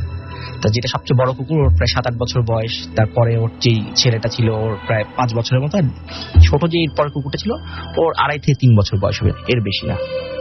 যাই হোক, আমি 3টার নাম ধরে ডাকলাম যে কি হয়েছে তোমাদের। ওরা আবার তখন আমাকে দেখে আরো জোরে চিল্লানো শুরু করলো, মানে তখন ওরা একটা সাহস পেয়েছে মনে হলো। দেখছি কি সাধারণত ওরা গেটের দিক দিয়ে যখন কেউ যায়, মেন রাস্তাটার সামনে দিয়ে, ওই দিকেই মুখ করে ওরা সাধারণত চিল্লায়। কিন্তু এবার দেখছি যে ওই হন্টেড যে বাড়িটা সেটার দিকে ওরা মুখ করে 3টা কুকুরই মানে চিল্লাচ্ছে আমাকে দেখে আরো জোরে, মানে মনে হচ্ছে ওদের একটা মনে সাহস এসেছে। আমি বললাম ওই বাসার দিকে কি চিন্তা করে, কেনই বা ডাকছে ওরা। তো তখন আমাদের কারেন্ট ছিল না, আইপিএস জ্বালানো ছিল, আইপিএস এর লাইটটা আপসাপসা আলোতে ওইখানে ওই সাইডে দেখা যাচ্ছে একটু ছিল। তার আগে একটু বলে নিই, এই বাড়িটা আগে তো গভর্নমেন্টের বাড়ি ছিল, বাট 96-7 দিকে বাড়িটা সামহাও একটা কারণে বেদখল হয়ে যায়, যেটা এখন পাবলিকের কাছে চলে গেছে এই বাড়িটা। আর সাধারণত এরকম বেদখলকৃত বাড়িতে যা হয় যে বিভিন্ন একরুম করে বিভিন্ন লোয়ার ক্লাস লেভেলের লোকজন রাখে। তো ওই বাসাতে আমাদের আর আগের মতো এরকম যে একটা যাওয়া আসা ছিল সেটাও এখন আর নেই। এবং যেই টাইপের লোকগুলাকে এখন দেখি, যে খালি নতুন নতুন মুখই দেখি, যে 3-6 মাসের মধ্যে 3-4টা বিশেষ কিছু রুম আছে, এই রুমের লোক ভাড়াটিয়াগুলো চেঞ্জ হতে থাকে। তো ওই বাসায় আমরা যাইও না এখন আর, এবং কোনো ইয়েও নেই। তা 3 তলাতে একটা মার্ক করেছিলেন যে একটা ব্যাচেলারের কয়েকটা ছেলে মিলে থাকে ওই বাসাতে, 3 তলাতে একটা রুমে। তা হয়তোবা ওরা গানা বাজনা করে রাত পর্যন্ত, এটা নিয়ে অনেক ওদের বকাঝকা করে। তা আমরা চিন্তা করছি হয়তোবা ছাদে উঠতে পারে। কিন্তু ছাদটা আমি একটু বলে রাখি যে ছাদটার যে অবস্থা, টাঙ্কিটা, সেহেতু এটা প্রায় 40-50 বছর আগের বাড়ি এবং পাকিস্তানি আমলের তৈরি করা বাড়ি। তো পানিটা সবসময় লিক করতে করতে দেখবেন যে একটা শ্যাওলা পড়ে যায়, একটা ফুল মানে মিস টাইপের খুব বাজে একটা অবস্থা থাকে। এবং গাছগুলোই এত বড়, ঘাসগুলোই প্রায় হয়ে গেছে প্রায় 2 ফিটের সমান। এবং কোনো একটা সুস্থ লোকের ওখানে যে স্লিপ কেটে নিচে পড়ে যাবে একদম 4 তলা থেকে, ওই টাঙ্কির উপর থেকে, সাধারণত যাওয়ার উঠার কথা না। আমি সাধারণত তাকালাম যে ফার্স্টে কি দেখি, আমরা দেওয়াল থেকে দেখা শুরু করি। দেখতে হঠাৎ দেখলাম না কেমন কিছুই নেই, যেহেতু কারেন্ট নেই, ওদের এখানে আইপিএস টাইপিএস কিছুই নেই, অন্ধকার বাড়িটা। আর যেহেতু অনেক রাত, কেউ লাইটও জ্বালিয়ে নি বা মোমবাতিও জ্বালানি। 3 তলাতে আমাদের আইপিএস এর লাইটটাতে, টিউবলাইটের যে আলোটা পেলাম সেটাতে আমি দেখলাম যে 3 তলাতে একদম স্পষ্ট দেখা যাচ্ছে যে একটা পাঞ্জাবি পরা ধূসর কালারের, সে অ্যাশ টাইপের যাকে বলা হয়, কিন্তু আমার সাইডে ফেস না, ফেসটা ছিল অপোজিট সাইডে দিয়ে, কিন্তু টাঙ্কিটার ওইখানে সে দাঁড়িয়ে আছে। আমি ওখান থেকে বললাম কে কে, হ্যাঁ তো কোনো স্বাভাবিক কোনো আওয়াজও নেই এত রাতে ইয়েতে। তা আমি কুকুরগুলোকে আবার একটু ফিরে বললাম যে এগুলো কিছু না, কি হয়েছে তোমাদের, একটু আদর টাদর করে স্বাভাবিক। একটু 3টা কুকুর একটু আমার গায়ের উপর লাভ দিচ্ছে, যেটা আদর চায় কুকুররা, তা করে একটু জাস্ট উইদিন এ 1 মিনিটের মধ্যে যদি ওই ছাদ থেকে নামতেও হয়, এরকম পিছলা মানে যে অবস্থা ছাদটা, নামতে হয় আপনার কোন একটা সুস্থ লোকের মিনিমাম যত এক্সপার্ট থাকুক, যদি দড়ি দিয়েও সে নামে মিনিমাম তার 5 মিনিট সময় লাগবেই, কারণ এত শ্যাওলা পড়া ওই ছাদটা যে স্লিপ কাটলে আপনার আমাদের বাসায় এসে পড়বে যদি কোনো লোক উঠে থাকে। ওই উইদিনে মানে আমি বলবো যে 1 মিনিটের মধ্যে আমি তাকিয়ে দেখি ওইখানে কেউ নেই, জাস্ট কেউ নাই। আবার কুকুরগুলো ডাকা তখন বন্ধ হয়ে গেল, একদম কুকুরগুলো ডাকা বন্ধ। আসলে বিশ্বাস করে নেন মানে কুকুরগুলো আর কোনো ডাকছে না তারা। আমি তখনও বুঝি না যে আসলে কি এটা কোনো ঘটনা। কখন বুঝলাম সেটা এখন আমি বলছি। এই ঘটনাটার ইনসিডেন্সের ঠিক কিছুদিন পরে আমার যে প্রথম বড় কুকুরটা ছিল, যার বয়স ছিল প্রায় 7-8 বছর, ও প্রথম মারা যায় কোনো রিজন ছাড়াই। তা আমার মা বলল যে হয়তোবা বয়স হয়েছে 7-8 বছর, কিন্তু কুকুর 10-12 বছর পর্যন্ত বাঁচে সাধারণত, যেহেতু আমরা অনেক আগে থেকেই কুকুর পালি। কোনো রোগেও ভোগেনি যে খাচ্ছে না দাঁড়াচ্ছে না সেরকম না, 1 রাতের মধ্যেও নাই, মারা গেল। যাই হোক পরে ওকে সরাই ফেলা হলো, বাকি 2টা আছে, 2টা মোটামুটি সুস্থ, কিন্তু একটু স্বাভাবিক। একটা সাথী যদি মারা যায় ওদের খাওয়া দাওয়া একটু নর্মাল। তার 1 সপ্তাহের মধ্যে সেকেন্ড কুকুরটা মারা গেল, কোনো রিজন নেই। এবার আমরা ডাক্তারও দেখেছিলাম 2জনকে, এবং ডাক্তারও বলেছে না কোনো সমস্যা নেই, ভিটামিন দিয়েছিল, ভিটামিন খাওয়ানো হতো কুকুরকে, আর কোনো প্রবলেম ছিল না যেহেতু বিদেশি কুকুর। তার ঠিক 3 দিনের মাথায় লাস্ট কুকুরটা মারা যায়। লাস্ট 3 দিনের মাথায় লাস্ট কুকুরটা মারা যায়। তো রাসেল ভাই আমি এখনো জানি না যে কোনো কারণ ছাড়া একটা কুকুর মারা যেতে পারে কিনা, আর এটাই হচ্ছিল মেন ঘটনাটা ছিল। তো রাসেল ভাই আমি এখন মানে টুইস্টের ব্যাপারটা হলো কেন এই বাড়িটাতে এত হন্টেড এবং কেন এই ঘটনাগুলো হয়। আমি এখন লাস্টে যেহেতু আমার শেষের দিকে চলে আসি ঘটনা, আমি এই বাড়িটা ডিসক্লোজ করি। সেটা হচ্ছিল রাসেল ভাই এই বাড়িটা 60 বা 59-এর দিকে তৈরি করা ছিল। এই বাড়িটা আমরা কারো নামটা কিছু বলছি না, শুধুমাত্র পাকিস্তানি ভদ্রলোক ছিলেন, ওনার নাম, উনি যেহেতু পাকিস্তান চলে গেছেন, জিলানি সাহেব ছিলেন, বাট উনি খুব পাওয়ারফুল লোক ছিলেন পাকিস্তানের আমলের। তো বেসিক্যালি যেটা আমরা জানতে পেরেছিলাম, যেহেতু আমাদের পাশেই বিহারি ক্যাম্প এবং অনেক পাকিস্তানিরাও এখনো ওখানে থাকেন বা ইয়েতে, বা যারা তাকে চিনতেন বা যাই হোক, সামহাও আমরা শুনেছি যেটা যে এই বাসাটাতে 71-এ যখন ওয়ার শুরু হয়, এখন বিজয়ের মাস, সেই একই এই বাড়িটাতে প্রচুর বাঙালিকে টর্চার করেছে, অনেক বাঙালিকে হত্যা করেছে, এবং এই বাড়িটাতে অনেক গুলির দাগ, অনেক কঙ্কাল পাওয়া গেছিল যখন এই বাড়িটা প্রথম ওয়াশ করতে আসা হয় স্বাধীনতা যুদ্ধের পরে। এখনো আমরা জানি না যে কত শহীদ হয়েছে, কত লোক। এটাই সেই টুইস্ট যেটা কারণে মানে হন্টেড। এখনো পর্যন্ত রাসেল ভাই এই বাড়িটা এখনো হন্টেড, এবং এখনো এই বাড়িটা আছে। আমি জানি না আজকে এই ঘটনাটা বলে গেলাম আমি, কিন্তু আমার সাথে এই বাড়ির পরবর্তীতে কি হবে, যেহেতু আমার পাশের বাড়ি, যদি কোনো কিছু ঘটে আমরা ডেফিনেটলি আপনাকে আবারও নিয়ে আসবো এবং আমরা সেই ঘটনাটা শুনবো আপনার কাছ থেকে।